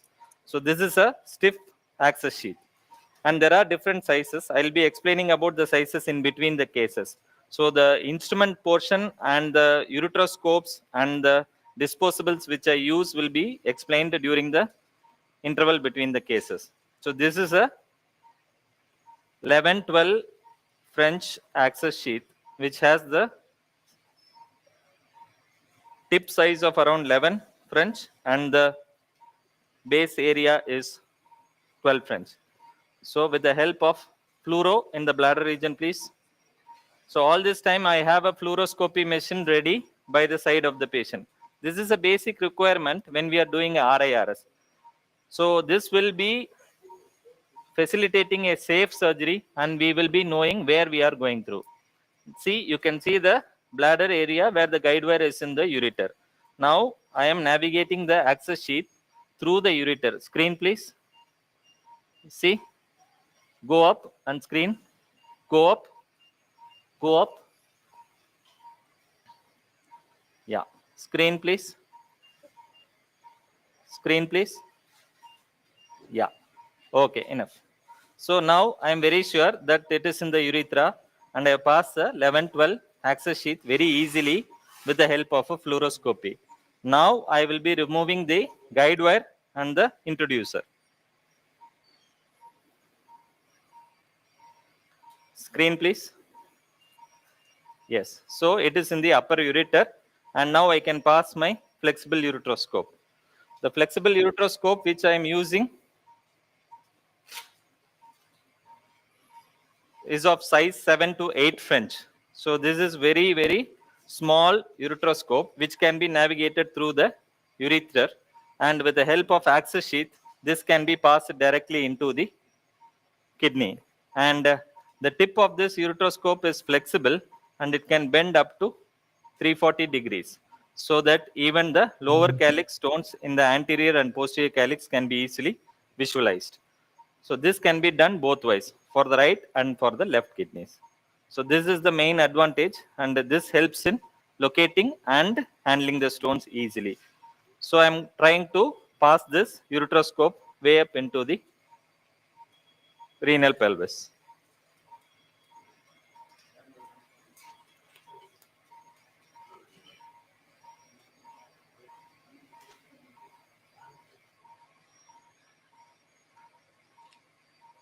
அந்த sheet போடுங்க sir, அதுக்கான இது வேணும், sheet வேற வேணும்.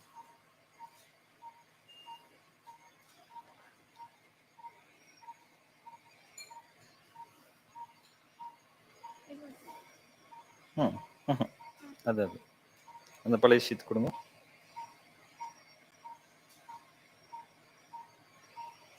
Small one.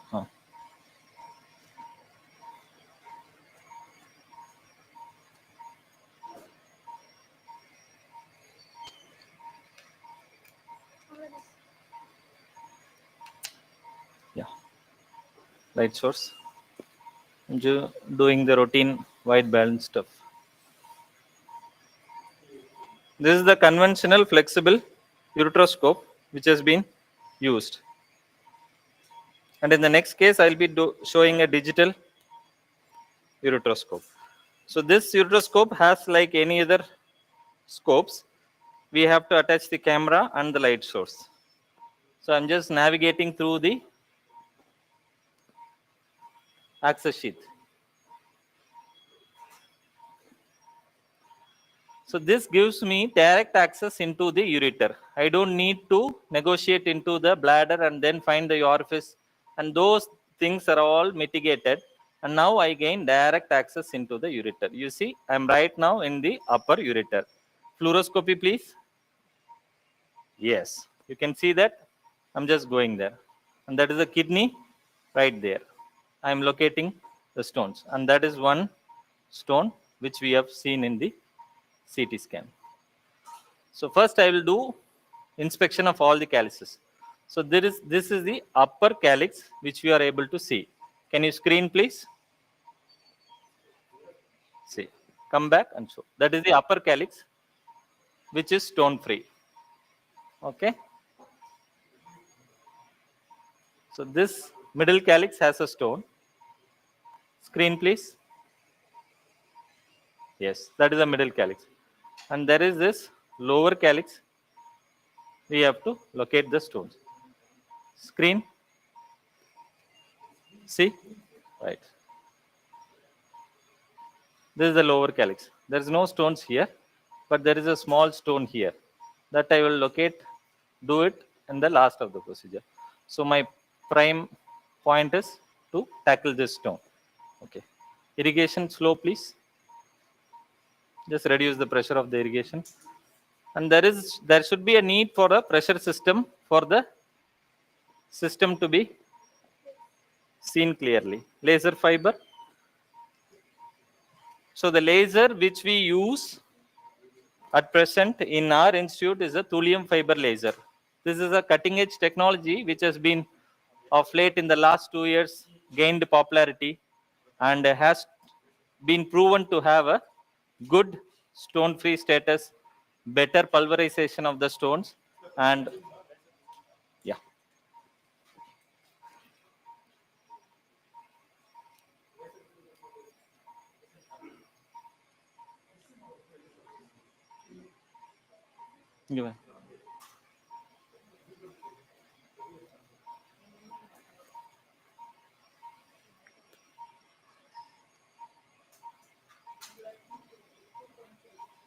Dr. Praveen, you have been using this holmium laser.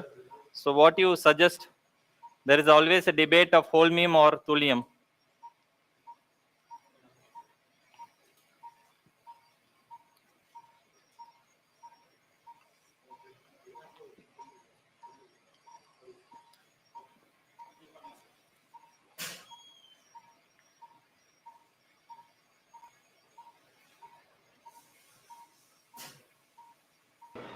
Shiva, can I ask you a question? Yes, sir. Yes, sir. Good evening, sir. Good evening, man. So you are using thulium Yes, sir. for all For cases, the stones in the kidney, when I am doing RIRs, I use thulium. For the stones in the ureter, I use conventional lithoclast. Lithoclast, sir. And lithoclast. Okay. Okay, so what? No precautions, anything for thulium? Any precautions you keep? No, you have an access sheet and you have got Yes, sir. continuous irrigation going on. The precaution is I just have a good irrigation system, and I keep standard settings for the Ah, laser fragmentation. And okay, okay, yes, okay, sir. man. Continue, Yes, sir. continue. So that is the laser fiber. Water, please. Just irrigations, please. Yeah.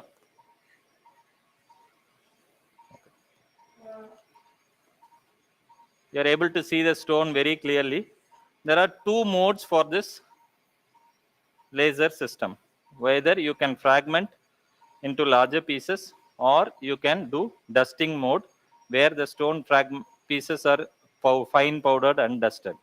So I would be starting with the fragmentation mode, so that I break it up into small larger pieces.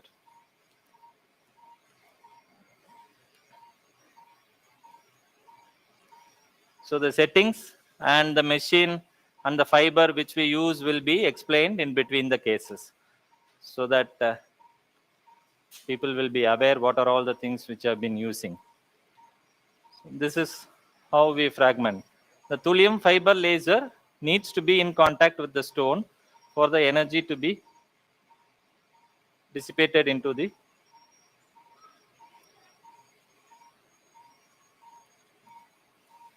stone.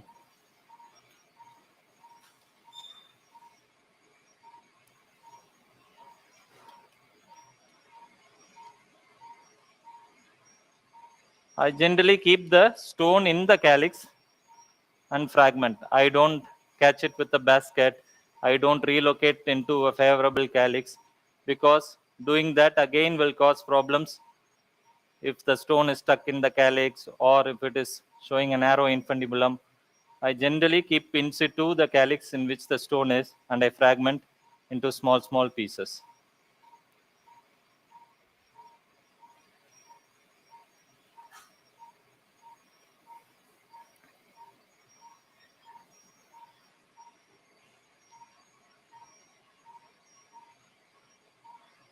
Once I achieve this much size of the fragments, then I will go into the dusting mode, which will be helping me to make the stone fragments into powder form even more. I don't want pressure, please. This is more than enough. I want a C arm to see where I am, sir. Fluoro, please. Yeah. So I keep it in the middle calyx. Konjam pressure.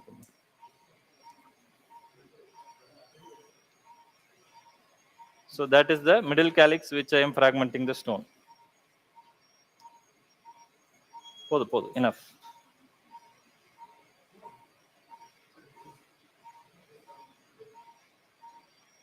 Already the stone bits are multiple, so I change it into the dusting mode.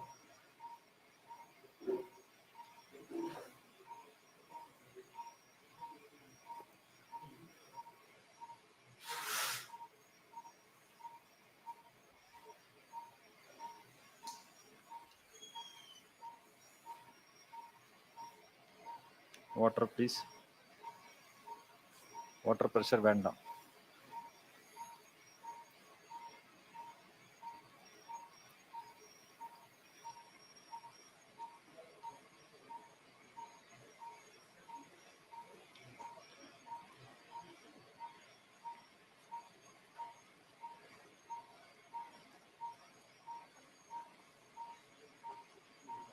கொஞ்சம் pressure, please.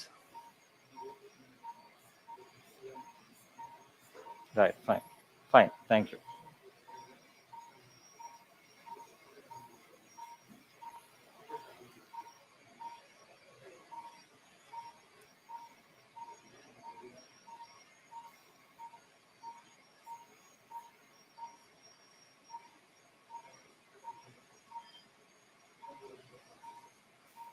If we can see, The stone fragments are further powdered and it is fine dusted.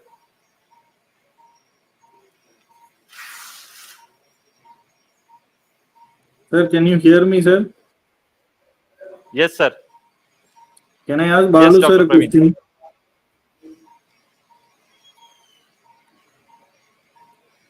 Balu sir is there? Sir left. No, sir is there. Okay. He wanted me to continue with the procedure. Yeah, okay.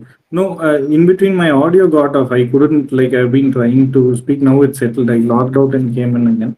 I want to know Yeah. whether you use laser in the ureter. No, I don't use laser in the ureter because of the one reason, because the high energy it produces and the heat, no? The Correct, sir. chances of Correct. stricture is more if you use laser. So for Okay. all the ureteric stones, I just do it with the lithoclast, which is supposed to be Okay. safe and gold standard. Okay. And Okay. whatever stones are there in the upper ureter, I push them into the kidney, and then I fragment with the help of a laser. So Okay. it's a dictum. I always have a lithoclast along with me when I'm doing a RIRS procedure. But for this Okay. case, I'm very sure that the stones are there, and I'm not going to fragment with the lithoclast because Okay. the ureter was clear. I did it from a CT. Nice. So these are all the lower calyx stones. If you see the outside image, fluoroscopy, please. Yeah, that is the lower calyx, which I am concentrating. There was a small stone. Probably because of the pressure, it has just migrated to another calyx. So these are all the clots that have been sitting there. So that is the lower calyx. This is another lower calyx. So there is no stones in that. This is the middle calyx. There are just fragments of the stone, just fine powders.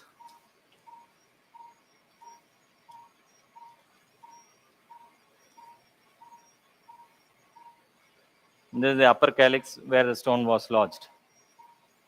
Sorry, rather the middle calyx.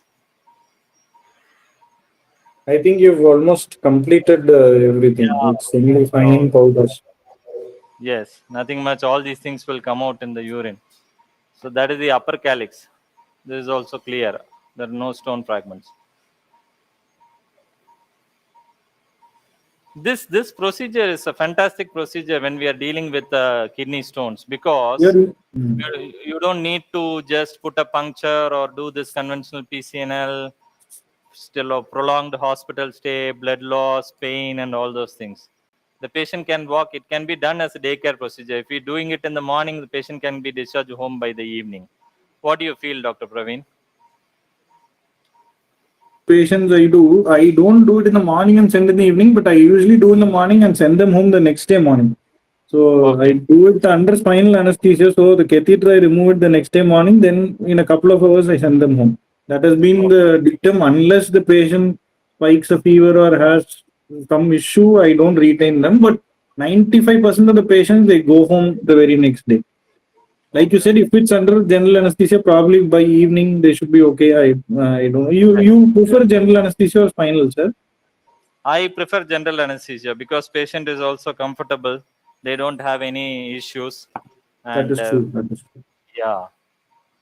And I do it mainly as a daycare procedure, so they can walk home by evening. I generally do it in the morning. See, these are all very fine powders, fragments of the stone. So I don't see any larger pieces. See, these are all very, very small pieces. That's almost we are cleared. This is the middle calyx. You see, these are all like 1 mm fragments, and that is the upper calyx as well. So we have fairly cleared all the stone bits, and right now what I'll be doing is I'll just put in a stent. Generally, I just keep a ureteric catheter or no stent if I am doing it as a part of secondary procedure. That is, if I do a primary stenting and then I go in for the stone. And if the stones are cleared, I don't put a stent. But for this patient, since he had a infection, I just want to keep the stent for at least a week, and then I'll remove it. So my procedure now is over. I'm just coming out through the access sheath. Water stop, please, sister. Yeah.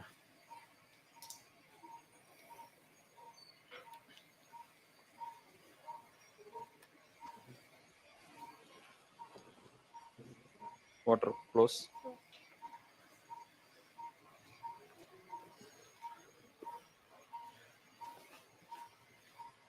Viewers are very silent. I'll be happy to take up questions.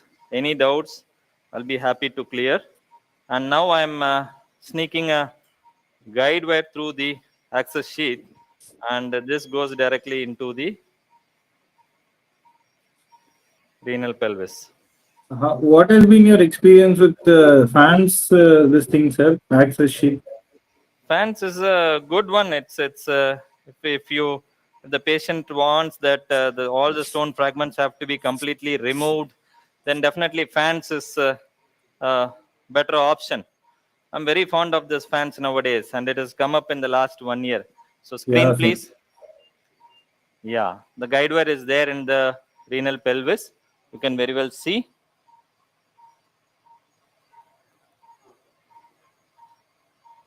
Yes. So I'm just taking out the access sheath. I keep the guide wire there, and then I repeat the procedure of ureteroscopy. I'll go again inside. I'll have a look at the ureter, make sure that the ureter is safe. I didn't injure the. I want to make sure that I didn't injure the ureter when I'm putting across the access sheath. Understood, sir. Yeah. Stent, keep it ready, please.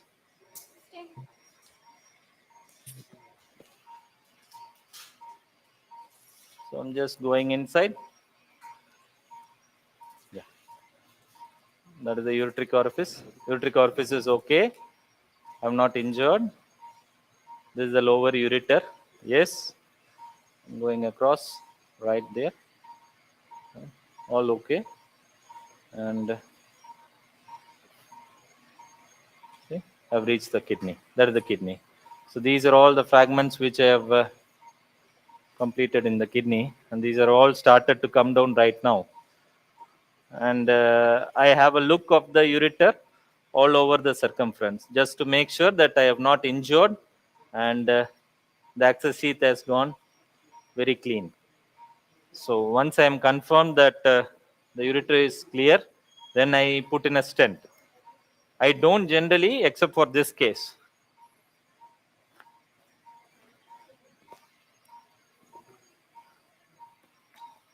Dr. Praveen, how is your experience with primary RIRS without pre-stenting?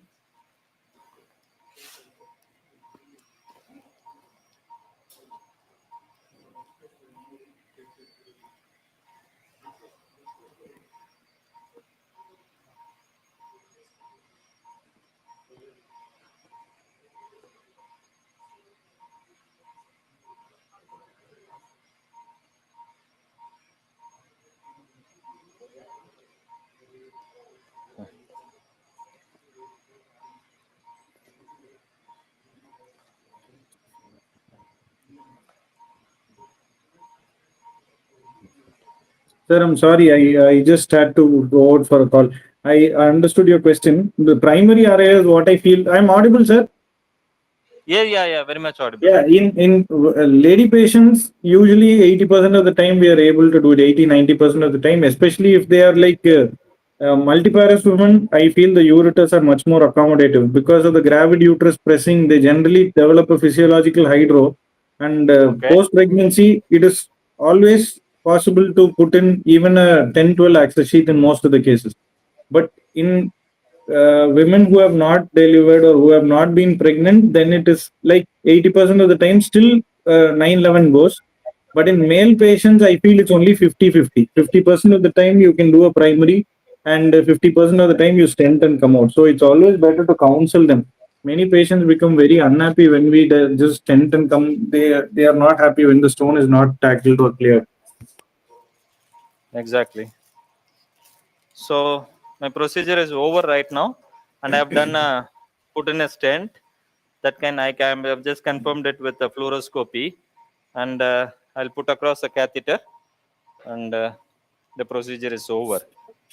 Since we are doing it in the evening, I will be discharging the patient tomorrow morning, and the patient will come back for stent removal in a week.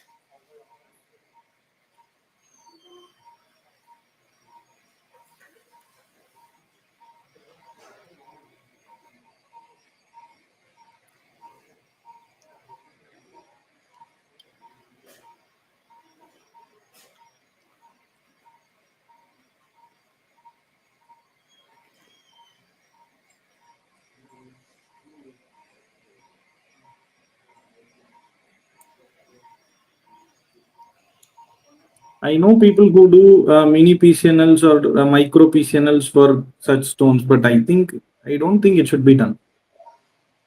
It's again the way the infrastructure we have in our institute, whether we have a good laser settings, and if you are and then the procedure which we are comfortable with. Some people are very much comfortable with the mini perc PCNL or supine. People are okay with supine PCL nowadays. So it's Yeah. all like different things which are there for the treatment of the renal stones, and it all depends on the surgeon's expertise and their patient profile, and we have to explain and give the choices and options to the patient, and I think that's the way we move forward. And I would be explaining to you, to the viewers, about the things, the entire armamentarium which we have, and this is the instrument set which we will be using. So these are all the routine guide wires which we use. It was a zebra guide wire with a thermo tip, and I also have a backup of another thermo guide wire. And this is a 6 French ureteroscope. This is a 4 French ureteroscope. This is a cystoscope, which is size 19 sheath, and it has a 4 mm 30-degree telescope.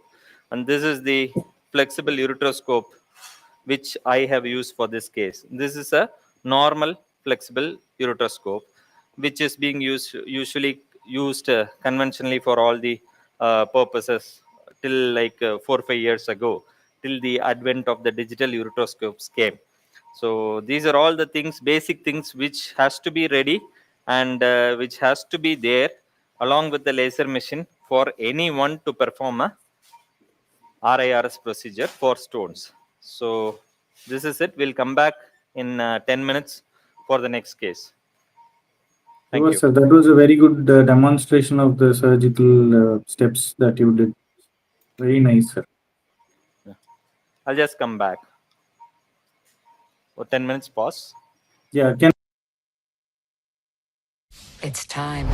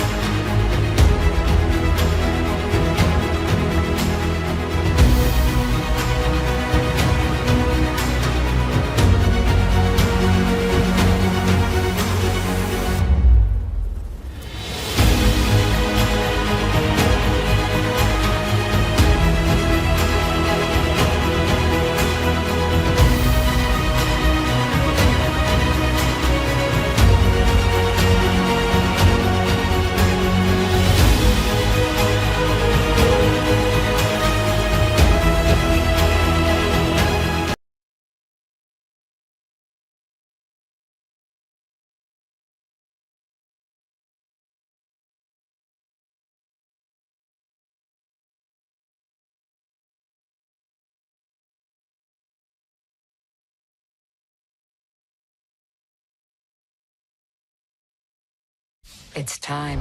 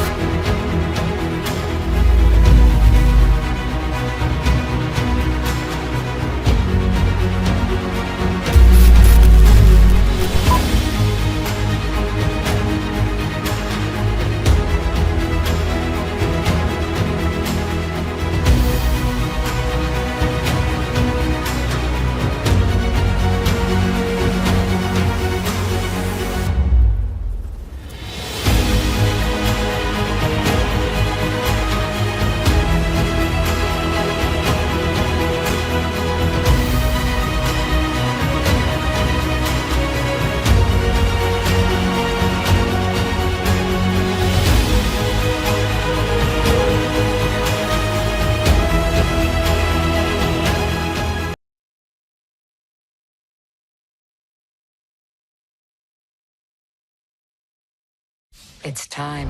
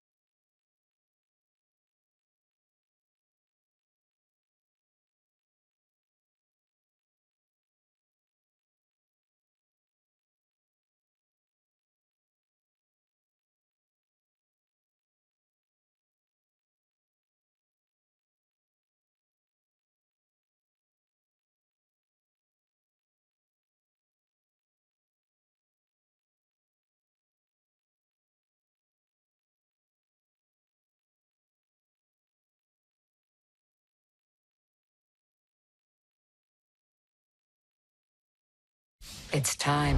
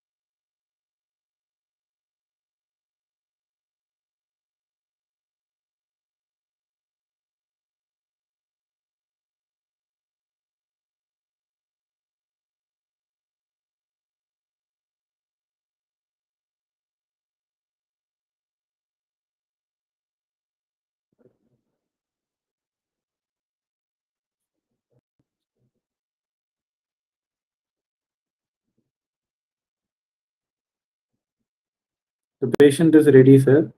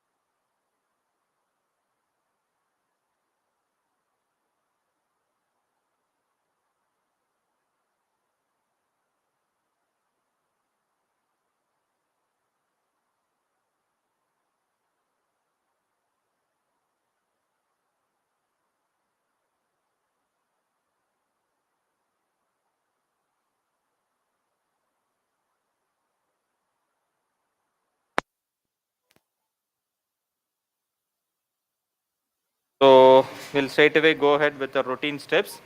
As in last case we have mentioned, we'll go ahead with the cystoarthroscopy and stent removal.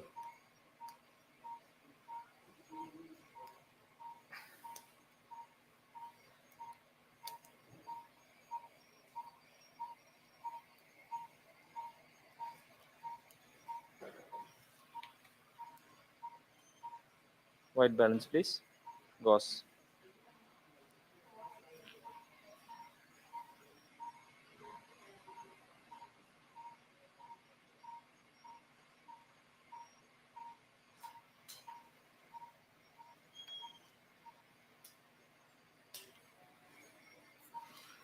If you can see in the CT, which was shown in the picture, it is right now in the middle calyx and the renal pelvis.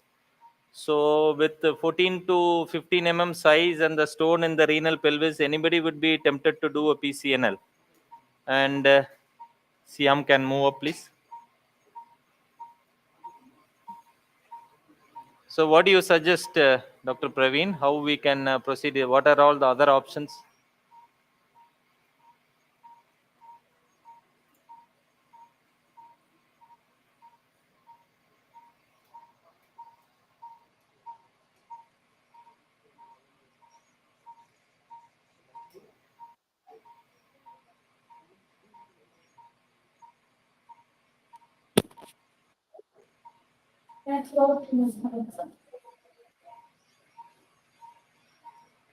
Guide or keep it ready. Pull out the stent, Sure, please. sir. Yes. You're able to hear what I asked, Dr. Praveen? Sir, means the audio was not clear. Can you please repeat, sir? I couldn't, No. I was not connected. With the stone setting of 16, 17 and a hard stone, what are all the Okay. treatment options we have? Sir, 16, 17 hard stone. I still feel RARS is the way to go, however hard the stone is there. I don't think it has never become unmanageable, however hard the stone becomes. Only if it crosses 2.5, 3 centimeters, then the Right. hardness, I think it matters. With thulium fiber laser, I think you can manage, sir. Under 2 centimeters, I generally don't see the Hounsfield unit even. I go ahead, I always clear it. Okay. Now it has become a standard of care with the advent of all the lasers and Definitely. flexible microscopes availability. Yeah. And this case, I have planning to do the RIRS procedure in digital ureteroscope, Okay. flexible digital ureteroscope. Yeah, the previous one was the Olympus, no, fiber optics. Yes, fiber optic, conventional flexible ureteroscope. Screening, Yeah. please. I've just kept a guide wire in the ureteric. Left side, please.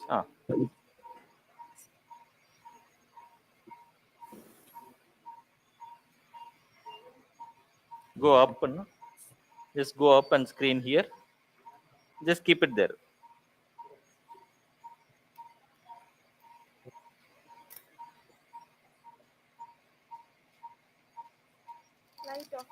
Water.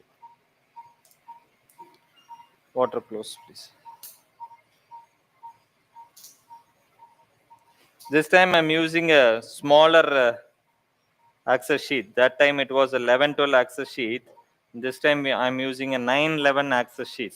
And this is enough for this digital ureteroscope. This is even more a smaller access sheet.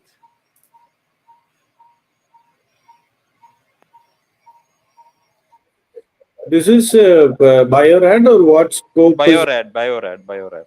There are a lot of flexible ureteroscope, digital ureteroscope that is available in the market right now.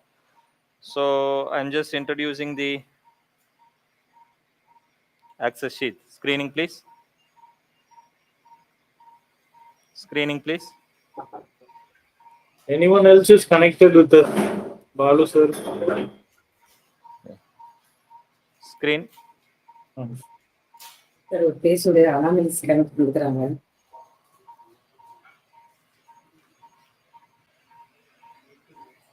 So can you connect me to this monitor, this flexible scope monitor? So my access sheet is inside the ureter right now, and I'm going to pass in the flexible ureteroscope. Water channel connection.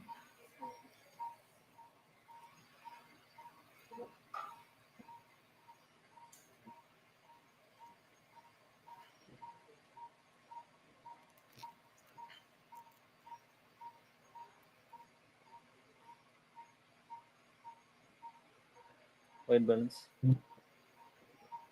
Yeah.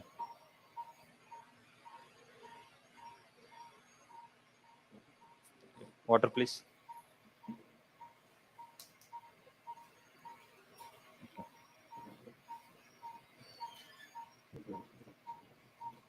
You can appreciate the vision. It's definitely a better resolution, and I'm just going into the Much better. Yeah. much better than this. I'm just navigating through the ureteric access sheet. How long is the access sheet you're using, sir? The length of the sheet. Usually, what I use is 35 centimeters. Yeah, I just keep it in the upper, middle, and the upper ureter, not more than that. I don't go directly into the renal pelvis. Okay. So that will help me in maneuverability of the tip of the flexible ureteroscope. So I Correct. don't keep it very long also, and I just want till my area of required. So that is Okay. a stone which we are able to see. That is a big hard stone. You can Yeah. appreciate. And a screen, please. I just want to see where the stone is. It's almost in the middle and the middle calyx. And that is Wow. the lower calyx. Yes, there is a small fragment here as well. Yes. Yes. So But the vision is phenomenally good yeah, comparing to the conventional scope. I yes, think this is so and nice. we have to thank the IT team who is carrying out a Mm, fantastic job of 4K transmission, and it's that's correct. actually it can be appreciable only in a 4K transmission, and Okay. all thanks to them for Mm, making it happen. correct. So this stone is now visible. It is I keep it in situ, and I don't relocate with basket or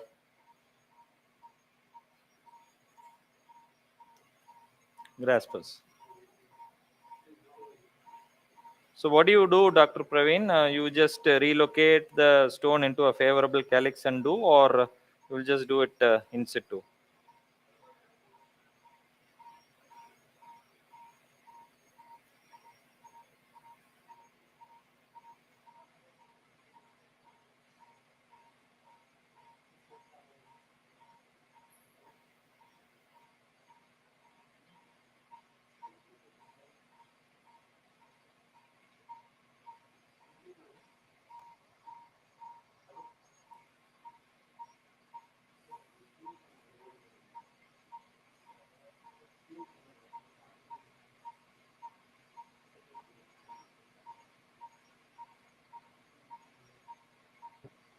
Sir, sorry, I just got a call. I never use the basket, sir. I always like try to relocate the stone with the scope if possible. Otherwise, I'll just break it off where it is. Yeah, I never use the basket. It's been like a couple of years since I used a basket for anything. With this digital scopes, the maneuverability, the angle at which the tip bends, it's quite good. 180 degrees it bends, so I think it's quite okay. You can access the lower anterior calyx, which is the most difficult one, also very easily. So I never. fantastic. So I'm just keeping it in the middle calyx. Screen, please. Yeah. Yeah, so that is visible. So I'm just starting the fragmentation process. And with the help of hard stone settings with high energy and less frequency, I'm trying to break the stone into larger fragment pieces. So the stone, the most advantage of most important point of this thulium fiber laser is less retropulsion when compared with the holmium laser, and with even less energy, the heat dissipation is also acceptable, and the chances of thermal injury is less when compared to holmium laser. But The, one thing is the we need to have a separate machine. Yes, am I right, Dr. Praveen? Yeah, sir. Means see how efficient that fragmentation is. Such a hard stone, you're Such a hard stone. 25% done in hardly 2 minutes. And the energy you must be using must be 10 to 15 watts maximum. I don't think it'll Yes, be more than that. yes, very much. What is the energy you're using, sir? The total energy that you're using? Can you show me? Can you show me? Can you show that?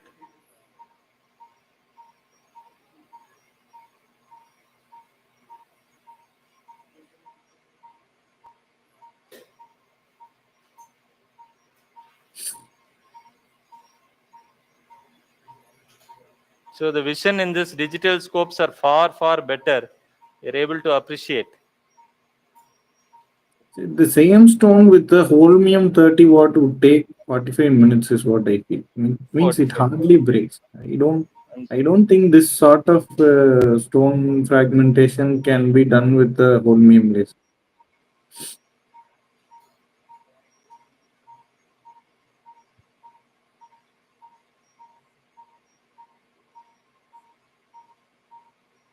And you had any issues with the maintenance of the thulium fiber lasers, right? nothing much. It's just the routine maintenance for any other laser machine. We need to be very careful with the fibers Yeah. and just routine service and all those things. No unexpected breakdowns or issues, no? Nothing. Mm. And with the help of these flexible digital scopes Yeah. and with so much of clarity and vision, I think even Mm. stones of size 2.5 to 3 centimeters can be That has managed become the with this norm. At least people who have norm. thulium fiber laser, now they started doing all 2.53 centimeter stones with ease. At least with the second sitting, you can comfortably finish it. If not with the first sitting. True.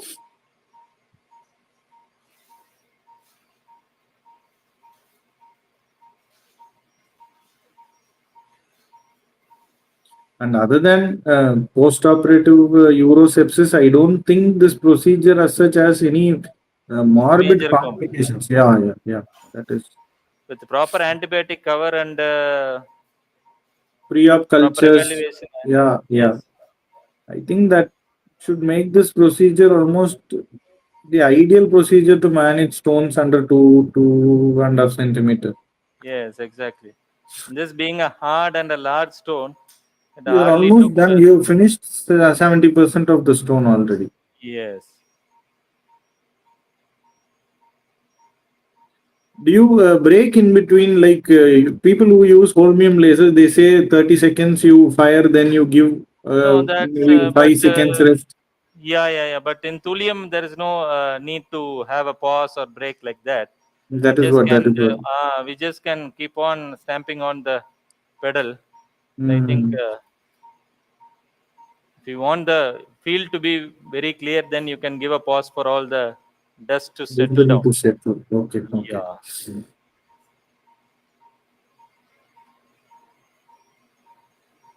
That is nice. You're almost done, no? It is. Sir.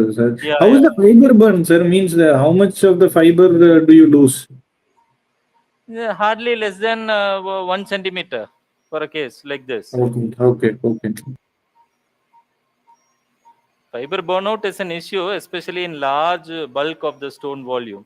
But in cases like this, for 10 minutes, 15 minutes fragmentation, I don't see any fiber burnout much. Just a routine less than a centimeter.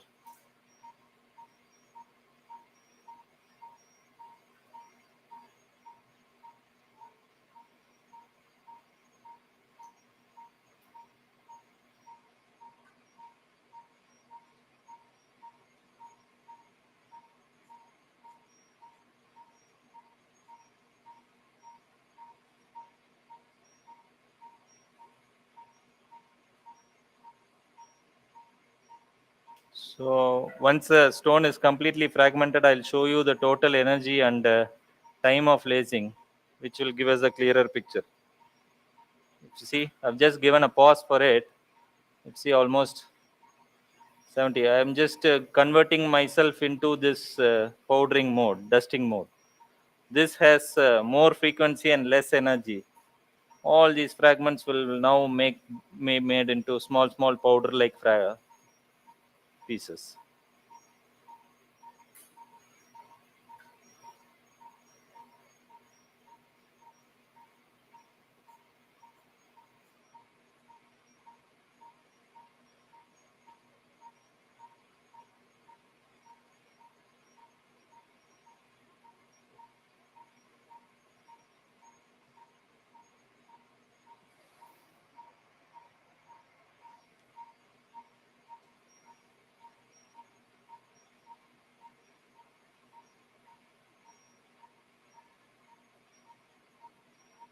Ureteric catheter.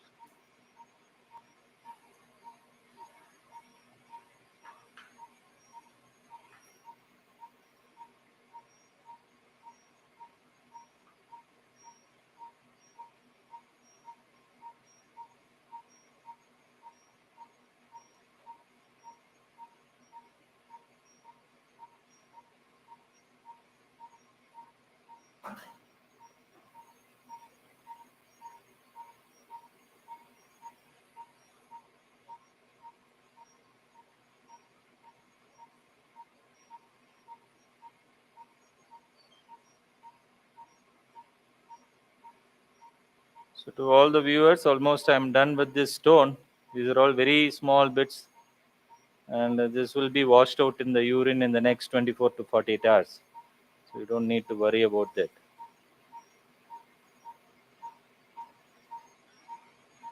It looks very big when I'm very close to the stones, but it's all very small fragments.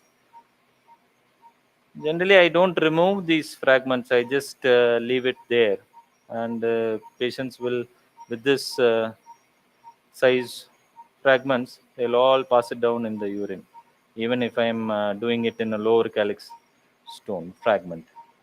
So that is the only stone fragment that I've seen. Nothing much actually. So that is the lower calyx, and this is the middle calyx where the stone has been kept and fragmented, and we are almost cleared everything, and only just small fragment. I'm just doing further dusting so that I don't leave behind any significant residuals. And that is the upper calyx. This is one of the upper calyx. And screen please. With fluoroscopy correlation, I just examine all the calyces one more time before I come out, and that is all is remaining. So for this patient, since he is young and he does not have any other comorbidities and any no urine culture is all sterile, I would like to keep just ureteric catheter. I'll like to keep it for a day, and tomorrow by afternoon I'll remove it along with the ureteric catheter. So I'm done almost, and thus 18 stone is almost cleared, and these are all the fine dust and sand-like particles we are able to see. Laser standby, please.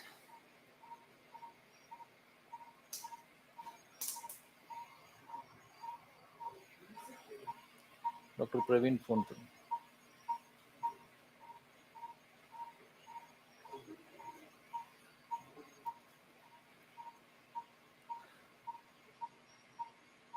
So that's it. That is the pelvic junction. Water, please.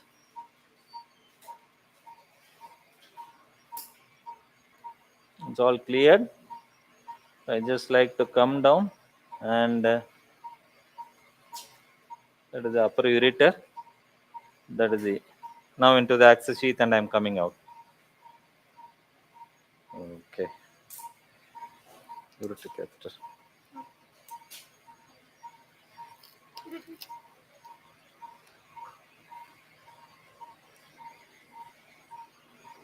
I'll just keep a ureteric catheter at the end of this procedure through this access sheath, and that concludes my case. So today we have demonstrated two cases of renal stone, and those are different sizes. One was around 10 and another one was around the second one was around 14 to 15 So successfully we could have completed in RIRS itself, and with the help of latest thulium fiber laser, it's achievable. So I would like to thank the organization, the chairman, the CEO, and Dr. Parthasadi sir for giving me this opportunity. Was very much supportive and helpful in making me do this. And I thank the entire AV team, Mr. Pasupati, Mr. Alagar, and team. And special thanks to my anesthetist, Dr. Manju, and my support staff, Angel, Dharma, and Ashok, and Jeffrin. So thank you, viewers, and I would be happy to take up any questions. You can put it across, and I will be very happy to respond. And we'll come back again with another urological specialty procedures in few months' time. Till then, and so big thanks and bye bye.